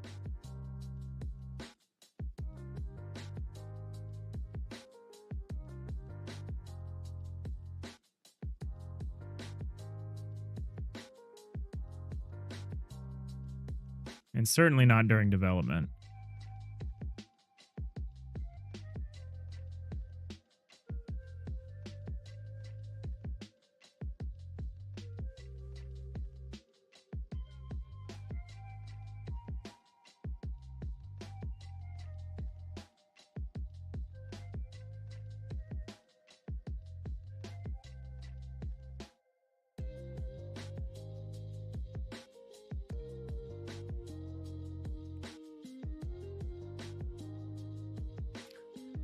Would it be cool, since your arrow is in your offhand, the way I've written this, Would it be cool if the ranger can melee with their arrow? Would that be neat? That would be very Legolas.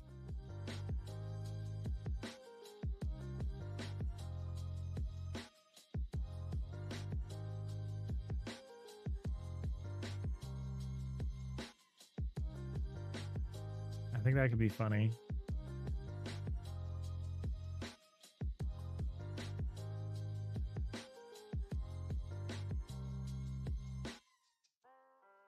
I think that could lead to a lot of player confusion, but I think it could also be very funny.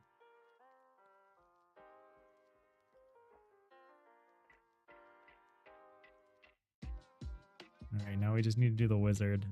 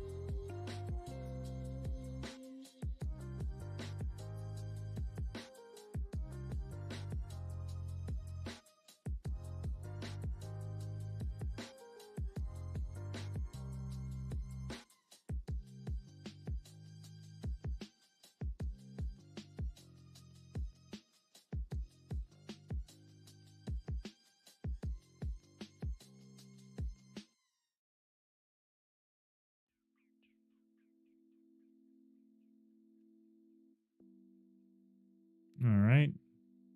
That's it. So now I can remove these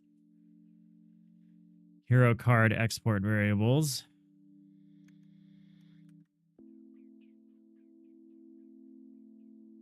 Why are you still here?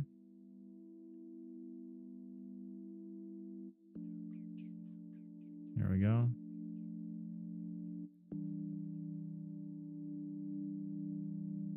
Okay, dictionary was a good choice.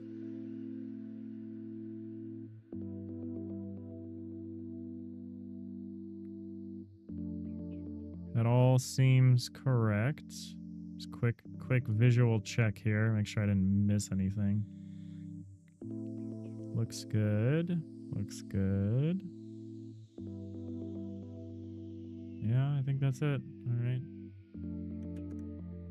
Okay. Okay, so we can associate slots or icons with slots. So now we can go back to what we were doing, which was something to do with setup. No, not setup. Maybe setup? I think setup already does this. Oh, I need to replace all these. That's what I need to do. Hero res. You need to say hero res dot slot icons. Head slot. Oh, it needs to be equip card resource dot slot dot head. Okay.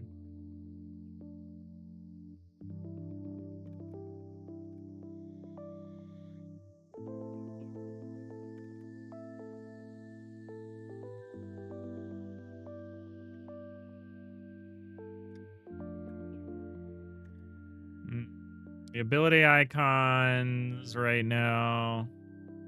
So I need another export variable here. I need a icon locked.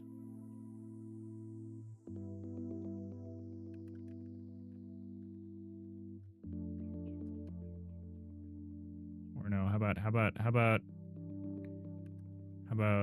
add export variable slot icon locked texture 2D.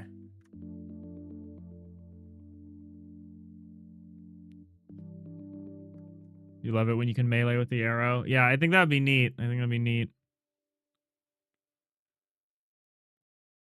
Last ditch, not very useful, still possible when you're in trouble. Yeah, if your ranger, if you save your ranger from certain death by stabbing like a goblin in the eye with an arrow, that feels good.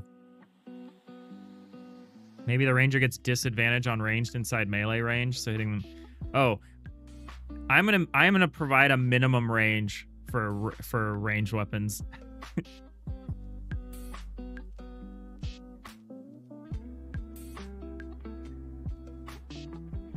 It'll probably be you can't range attack something that's in melee.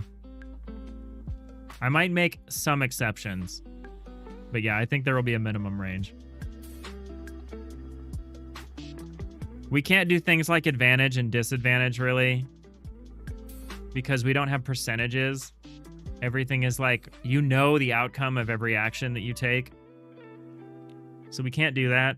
So I've been thinking about how to deal with that. And I think the only real option is instead of like things like advantage or disadvantage or like, I think it depends what we want to do for things like bardic inspiration and stuff. We could do things where there's just a buff based on like the bard's level, where it's like plus X attack, where X is the bard's level or something like that, like plus X damage or something. We could do that, or we could do something where we're like, oh, you just get a crit. And then we have to decide what a crit means. But yeah, we're not going to have any output randomness in this game. Maybe a crit in this game is like double damage or something. That could be reasonable. But then you would need something that like causes that to occur. It couldn't just be a chance. It's a little unfortunate. We are losing some of the joy of like D&D and that stat stuff, but eh.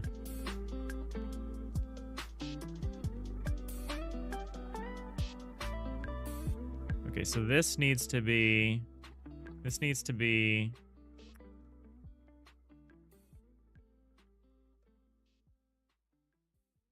can be hero res, slot icon, ability. You know, I could take out the ability part. We could just have like slot icon locked, and we could have at export variable slot icon unlocked, rather than bother putting it in the dictionary. I think unless I specifically have different base ability slot icons, which I don't want to do. So I could do that. So we could do a thing. We could do a thing where we basically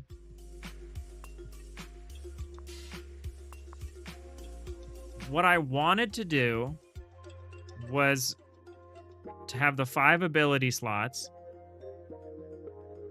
and I wanted you to be able to kind of play whichever one you either have available or whichever one would be useful in the situation. Either it's the one you have or the one that would be best or whatever. And so I was just going to have it be like, oh, characters have 0 to 5 ability slots. And so you have 0 when you're at level 1, you have 5 when you're at level 6, and you can put any ability in any slot as long as it's, you know, suited to you. That does mean that most abilities would probably be of a certain level of rarity. But it also means, like, unless I have a minimum character level requirement to use equipment, which I'm not sure I want. Like, I don't know. I don't think I want to limit a character to, like, not be able to use a piece of equipment because they're not high enough level yet. But maybe I do. That's something that I need to play test out. And so if I lock the abilities where I'm like, okay, a level 2 knight, the first ability they unlock is blah. And that's just, you use the icon for blah, for whatever the thing is. Let's say it's like, I don't know. It doesn't matter.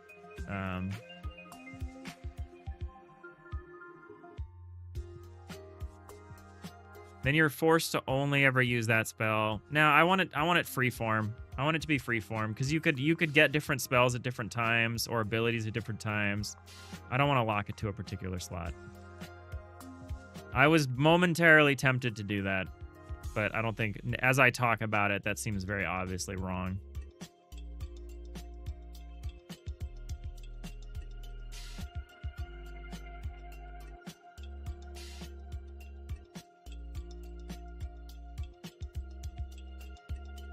So we won't do that.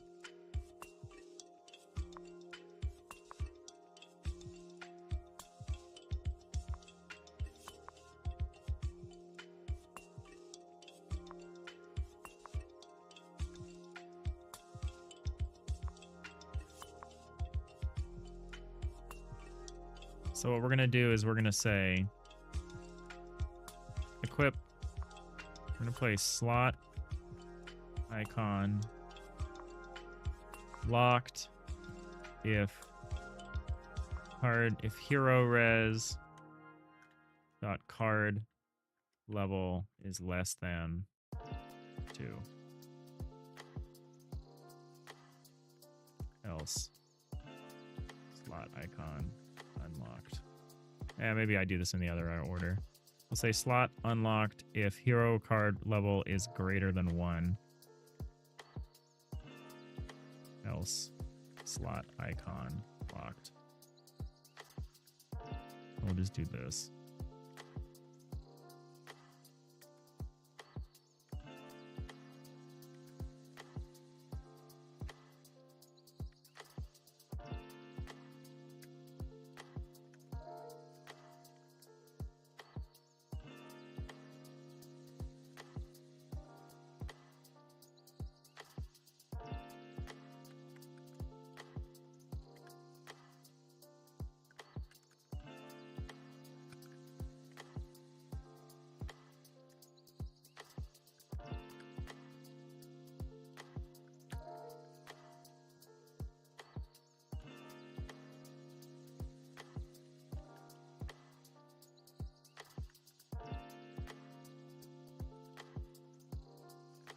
Okay, so we set all of those.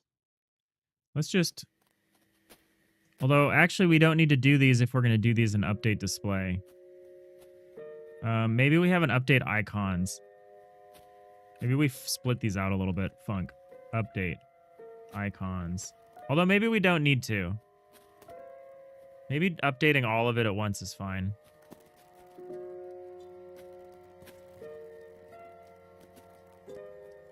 Yeah, we'll do it all in one place for now. In which case, I'm actually just going to take all of this.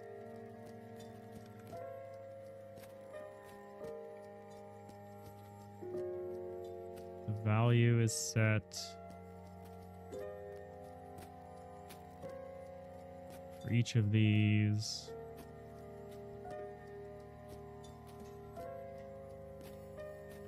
So this is what we do here, I think.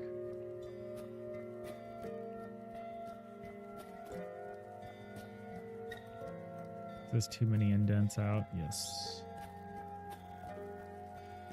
Oh, maybe not.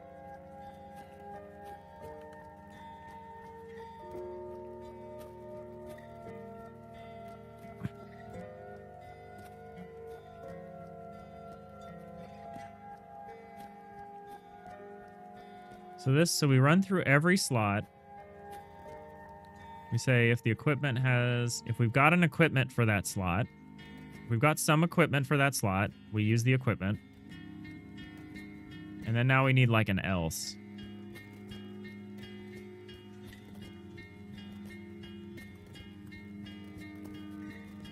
Actually, we need to set this stuff first. Do this. Do this in the other order.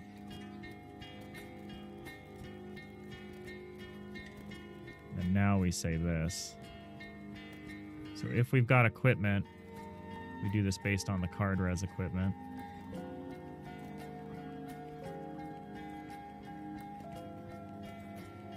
Oh. Like that. Okay, so we do that. If we have equipment, we use the equipment to set the frame and everything in the icon. Otherwise, if we don't, then what we do is we set it by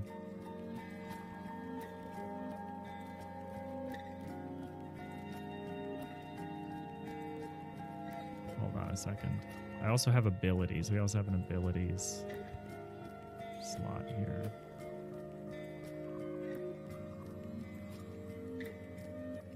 Let's not worry about abilities right now, I guess. Maybe enemy has to be prone, or you have to hit it from behind or something for a quit. I don't think we can do that, really. Maybe we can, because the icons are all static. So in that sense, there is a directionality, but I don't know if I can do anything like that.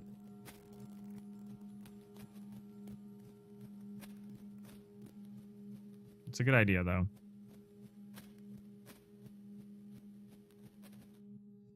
Okay, so this gets set, however.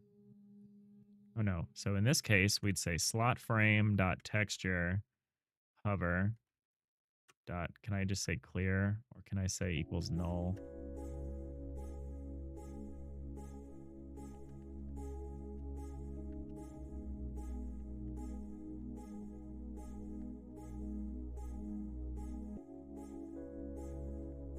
I guess either way, the toggle mode is going to be false. Slot icon dot texture equals. Now here's the part. Here's the part that matters. What we do is we say hero res, because we have one of those, dot slot icons, and then we say slot. And then that should load in the icon for the slot. We need to do something special here, though. We need to say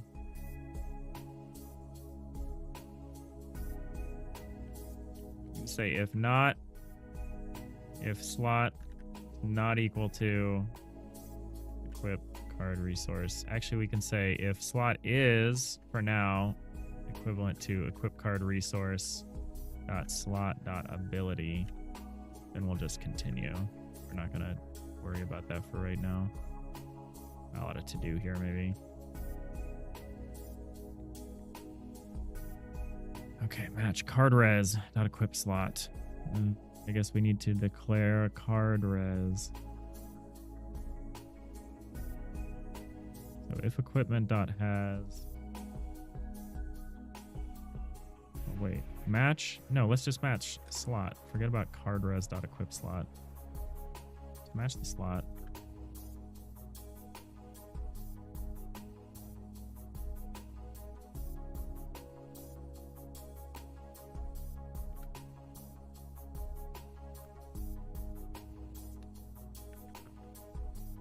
And then ability icons.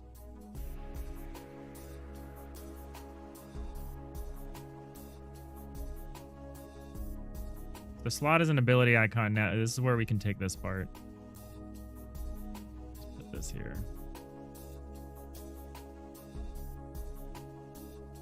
And then continue. Copy the rest. Although we need to do some of it, huh? Here, we'll say for I in range 0, 6. Actually, we can say 1 to 6.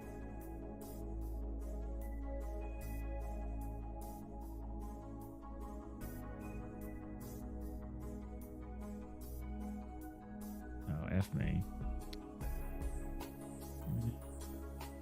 Let's... Here's what we're going to do. So we've got abilities. It's a dictionary. So what we're going to do... Do I need a separate ability icons thing? I think I need a dictionary of these things that I can look up from the slot instead of hard coding this. But I'll do that tonight. I will do that tonight. For now, let's go back to just not worrying about abilities. So I haven't even made any abilities, so this can't actually trigger. So we just won't worry about any of this.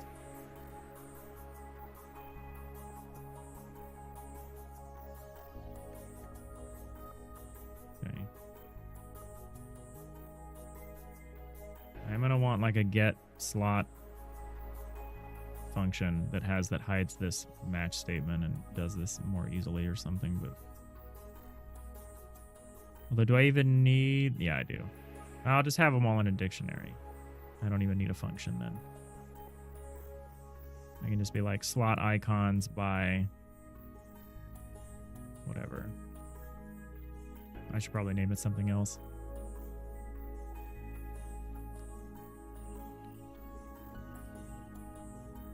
I might say icons by slot or something like that.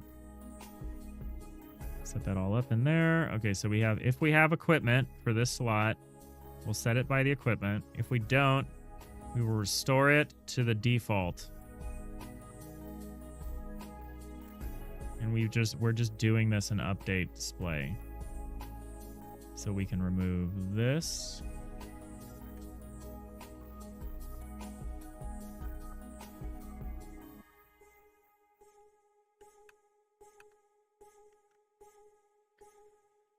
Okay. We've been working on this for so long. I've lost the thread a little bit, but let's just run this and see where the error is. Crash. Slot frame.texture hover is null. Valid assignment of property or key texture hover with value of type nil on a base object of type nil. So the slot frame is nil. That's not good.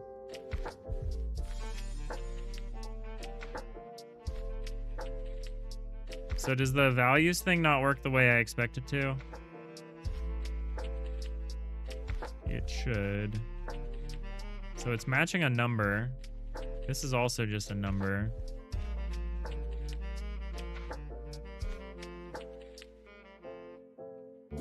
So what slot were we at? Slot 0. Oh, I gotta say, if we're at slot null, just keep going.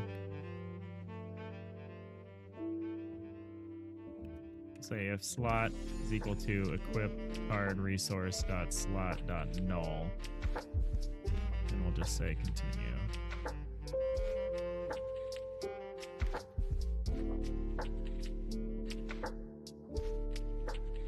Okay, now if I do this, it's in the wrong spot, but other than that,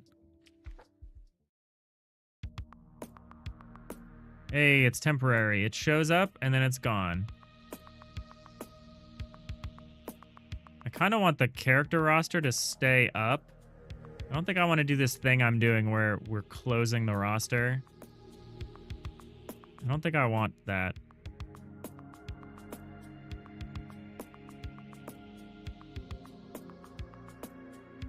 Why are you in the wrong spot, would be my question.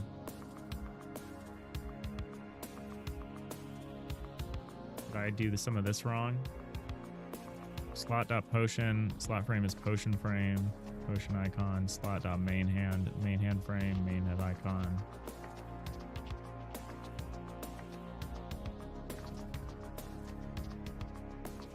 All right, where did I mess this up?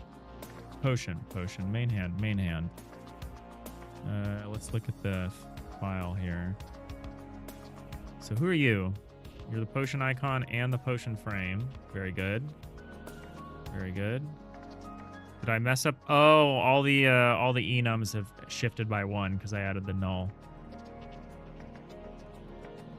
So that's back to being the main hand. So it was working. I was just being a dummy. Like that. We're doing okay. Doing okay. I know it's going to be a shorter stream today. I started really late. Sorry. Work kind of got away from me today. But if we're lucky, so we got a knight here. And then I can grab this and put this here. And now we can see that spear. And I can go away. And the annoying thing is that the sheet is set to close when we move away.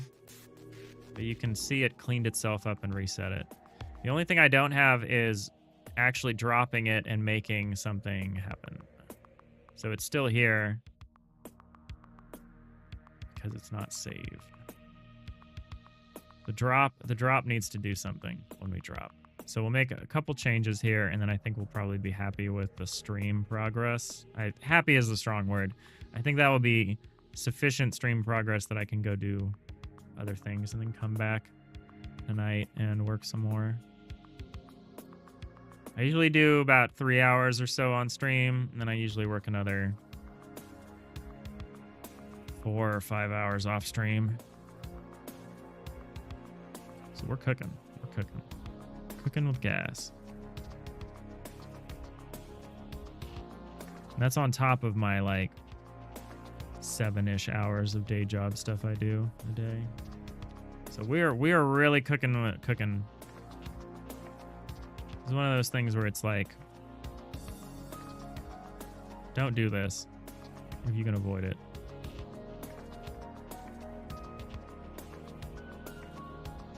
Don't do this kind of crunch if you can avoid it. But you know what? I'm doing this kind of crunch so that in the future I don't have to.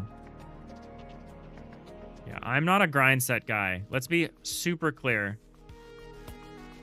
Tech bro grind set mindset is like very bad.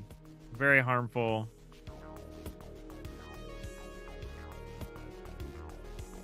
I do not encourage anyone to grind it out. But sometimes there's no choice. The only people who should be on that grind set are people that have full equity of the thing that they're working on. And I fully own this, right? So it's excusable for me, but it's still not good.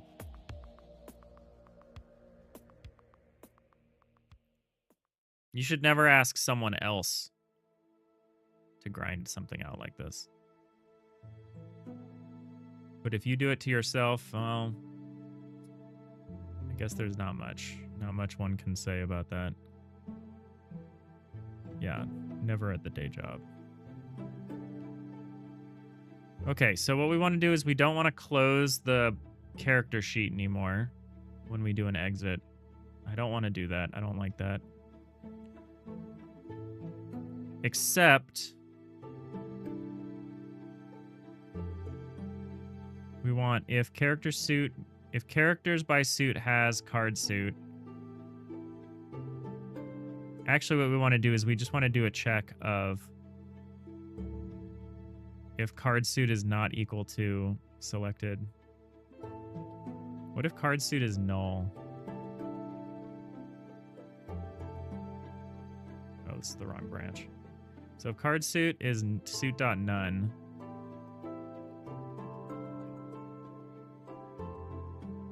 If suit.none, and if we've selected a character, and if the character suit is different than the selected card suit, then we do want to close the sheet. But what we don't want to do is close the sheet on close like this. I don't think we actually want to do this. We do want to update the display and remove the highlight, but I don't think we want to close the sheet.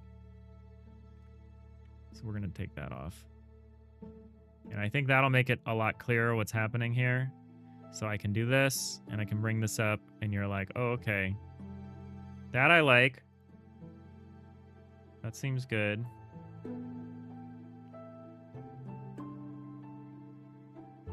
We can drop this. Now it's level 2.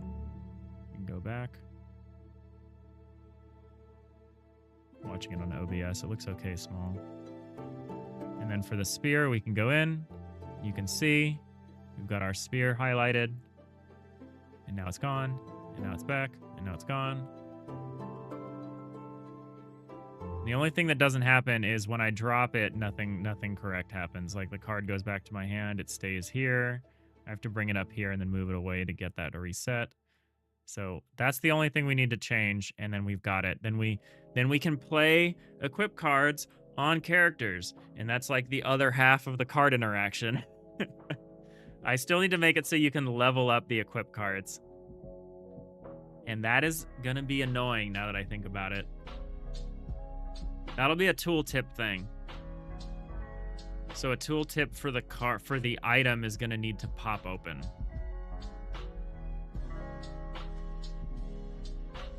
I'm gonna have to make that.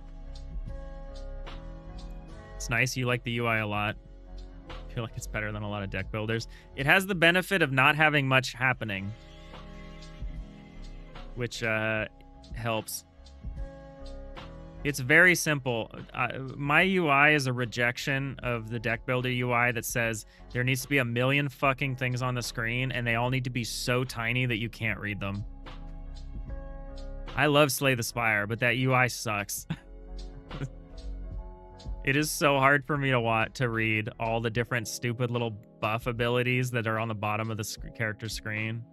Or the bottom of each character, which are the most important abilities. Or not abilities, buffs and debuffs. Yeah. No, there's a famous Zack. What's his name? I think it's the Zachtronic Zack, but I might be wrong. It's the Zack from the Spelunky show, and I think he gave a talk about reads, video game UI reads. It's about the 3 reads. The first read, second read, third read, which is I know a general concept in graphic design or whatever, but he looks at a lot of games through that. I really hope it's Zach. I need to go watch that video. So when I'm invoking it, I invoke it correctly.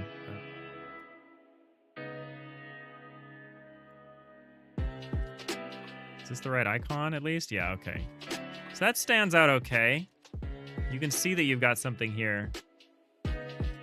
I think we did okay. I think we landed okay for the contrast and stuff.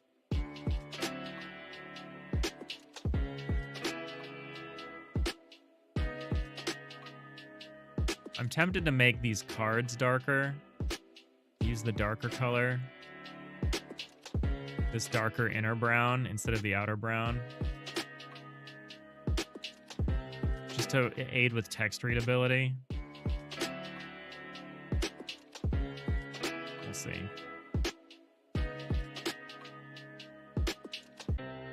All right, so I need to do this card drop and then I need to go. So let's get the card drop to work. So if card res is equip cards, resource. Quiet Data Day. Oh, that's okay with me though.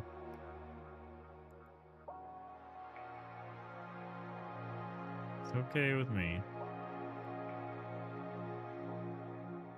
And so if it is an equip card, so here you make a bunch of sheets and you commit all of it. You move the card somewhere. Who does that? So you create a bunch of bullshit. But you have to create the character. You have to set all of this stuff. Where are we? Where are we? How are we taking care of the card? Card. New sheet dot setup card. Okay, we're doing it here. So what we're gonna do here is we need to have the character sheet. So if this happens, so what? Hold on. Pass. This the behavior here is correct, right? If I do this, yeah, okay.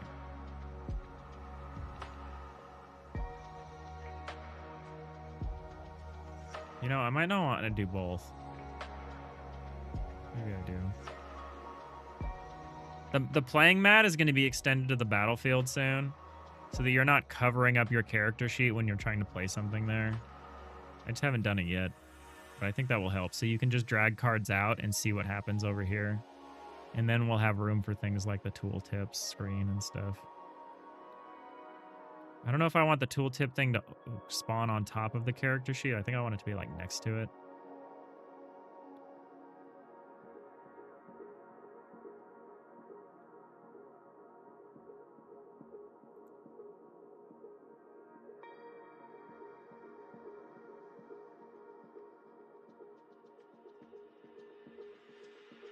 I'll have to decide how I want to do that. Rainy day vibes there. Nice. Nice. Yeah, what I can't do is level up these items either. I need to do that. So card res is an equip card.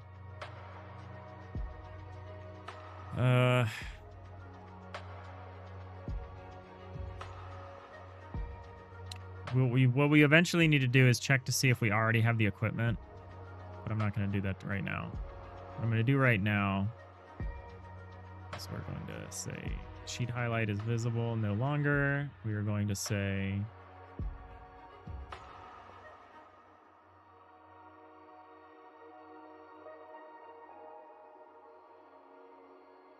we're going to say like new, we're going to say like selected care. We're going to say something like add equip card. Here I want to say like add hero card. Say add equip card.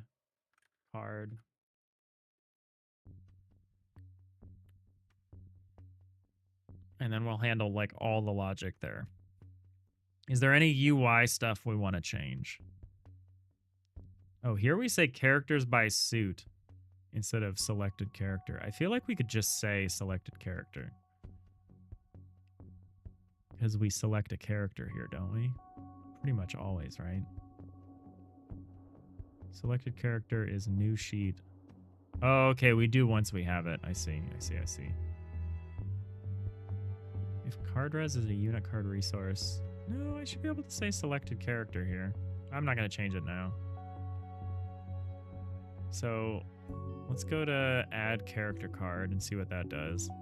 We'll make a version of that works for this. Add equip card. So the only question is, do we need a separate pile? I think the answer is no. I would rather the answer be no. So we'll say variable card res equals card.card data.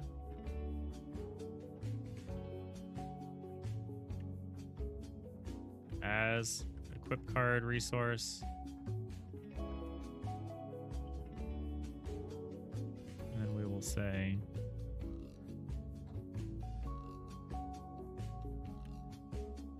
here we're just going to say equipment dot set maybe. Well, hold on. We do want to kind of check. Well, I don't care yet. We'll say card res dot equip slot, and we'll say, what am I storing here? Just the whole res, right? Yeah. Equip card res. Oh, card res. So we'll store the card. We will move the card. Character pile.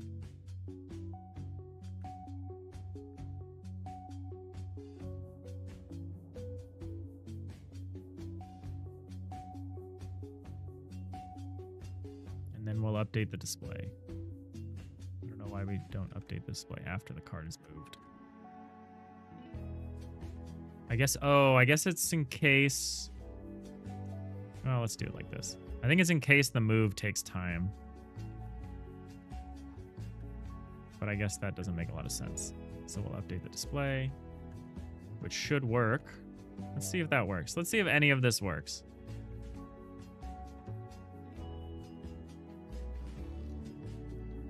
So we do this, bop. Hey, we got it. Hey, that worked out. And now we have this thing, and now we can use it. Oh, your toggle mode is false. That's fine. We're gonna have a thing that where we go back through. Oh, I like that this is the only one with a hover mode. The other ones don't have a hover. They do have a focus and a press. But this is the only one you can actually... This should be toggleable, but it's not right now because we're resetting it in the update. And then you can play additional ones with no effect right now. But you can play them and they're being added to the pile. And now we just need the... You can level this card up. But you need to be able to see the details here. So we need to have like some kind of equipment sheet. Jesus Christ. Okay, we're going to make an equip sheet. An equipment sheet. Mm-hmm. Again, sorry for my various profane speech. I know this legitimately bothers some people, and sorry, I just don't think about it. More sheets. I know we need some kind of equipment sheet so that you can have Maybe we'll call it an equip tip instead of a whole sheet. How dare you? Thanks, Remus. I've literally gotten YouTube comments about this, so we're trying to be thoughtful, trying to be respectful. It's just one of those things you learn to say as a kid and you don't ever stop saying. But yeah, we can play these out. And now see, the knight is level 2. The spear is level 1 still, and that's reflected on the sheet. If we were leveling up the spear, the icon of the spear would level up too. So I need like an equip tooltip that will pop up when we're leveling up an item, or if you're even just hovering over it or something. Does it pop up over the battle map, or does it pop up over the draw deck?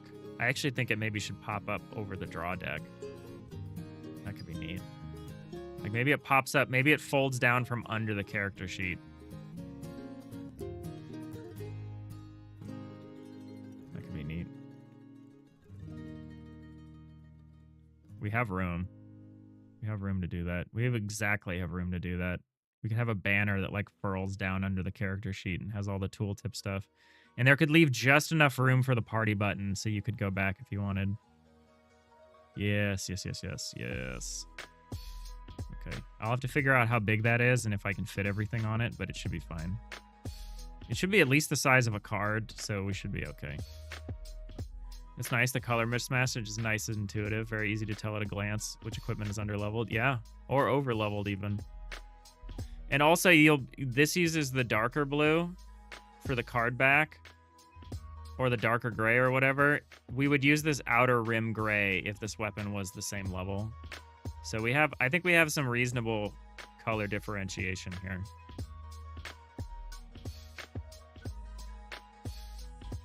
Okay, I can live with that. That's all right. It's all right by me. Again, sorry the stream is short today. Seems like it's been a quiet one, so I guess it's all right. I don't think anyone is gonna mind. I have to go do my laundry and then get back to work, and then I will work on more tonight. So we'll see what I have tomorrow. I would like to by tomorrow have the ability to level up the equipment, so you can play more equipment cards and level up the equipment. And then I would like to have that tooltip banner thing that comes down. Maybe I'll call it an equipment banner or something. And it comes down off the bottom of the character sheet, and it covers up the draw deck, or most of the draw deck, and the discard deck, because I feel like that's empty space we could use without covering the battlefield. I don't want to cover the battlefield. And I think that'll work. I think that'll work out. Good stuff. Thanks for the stream. Appreciate you. Thanks, Remus. You're my rock, Remus. You're always here. You don't always talk, but I can tell. I can tell you're here. I sense your presence. Appreciate you. Appreciate all of you for hanging out with me today here. We'll be back tomorrow. We're starting our stream week here. I keep track of the game a little weird because we started the game on a Saturday or something. But yeah, we'll be back tomorrow. I feel good about where we're going with this. So I'm just gonna say thank you all so much for watching. Hope you have a great rest of your day, and maybe I'll see you all next time. Bye.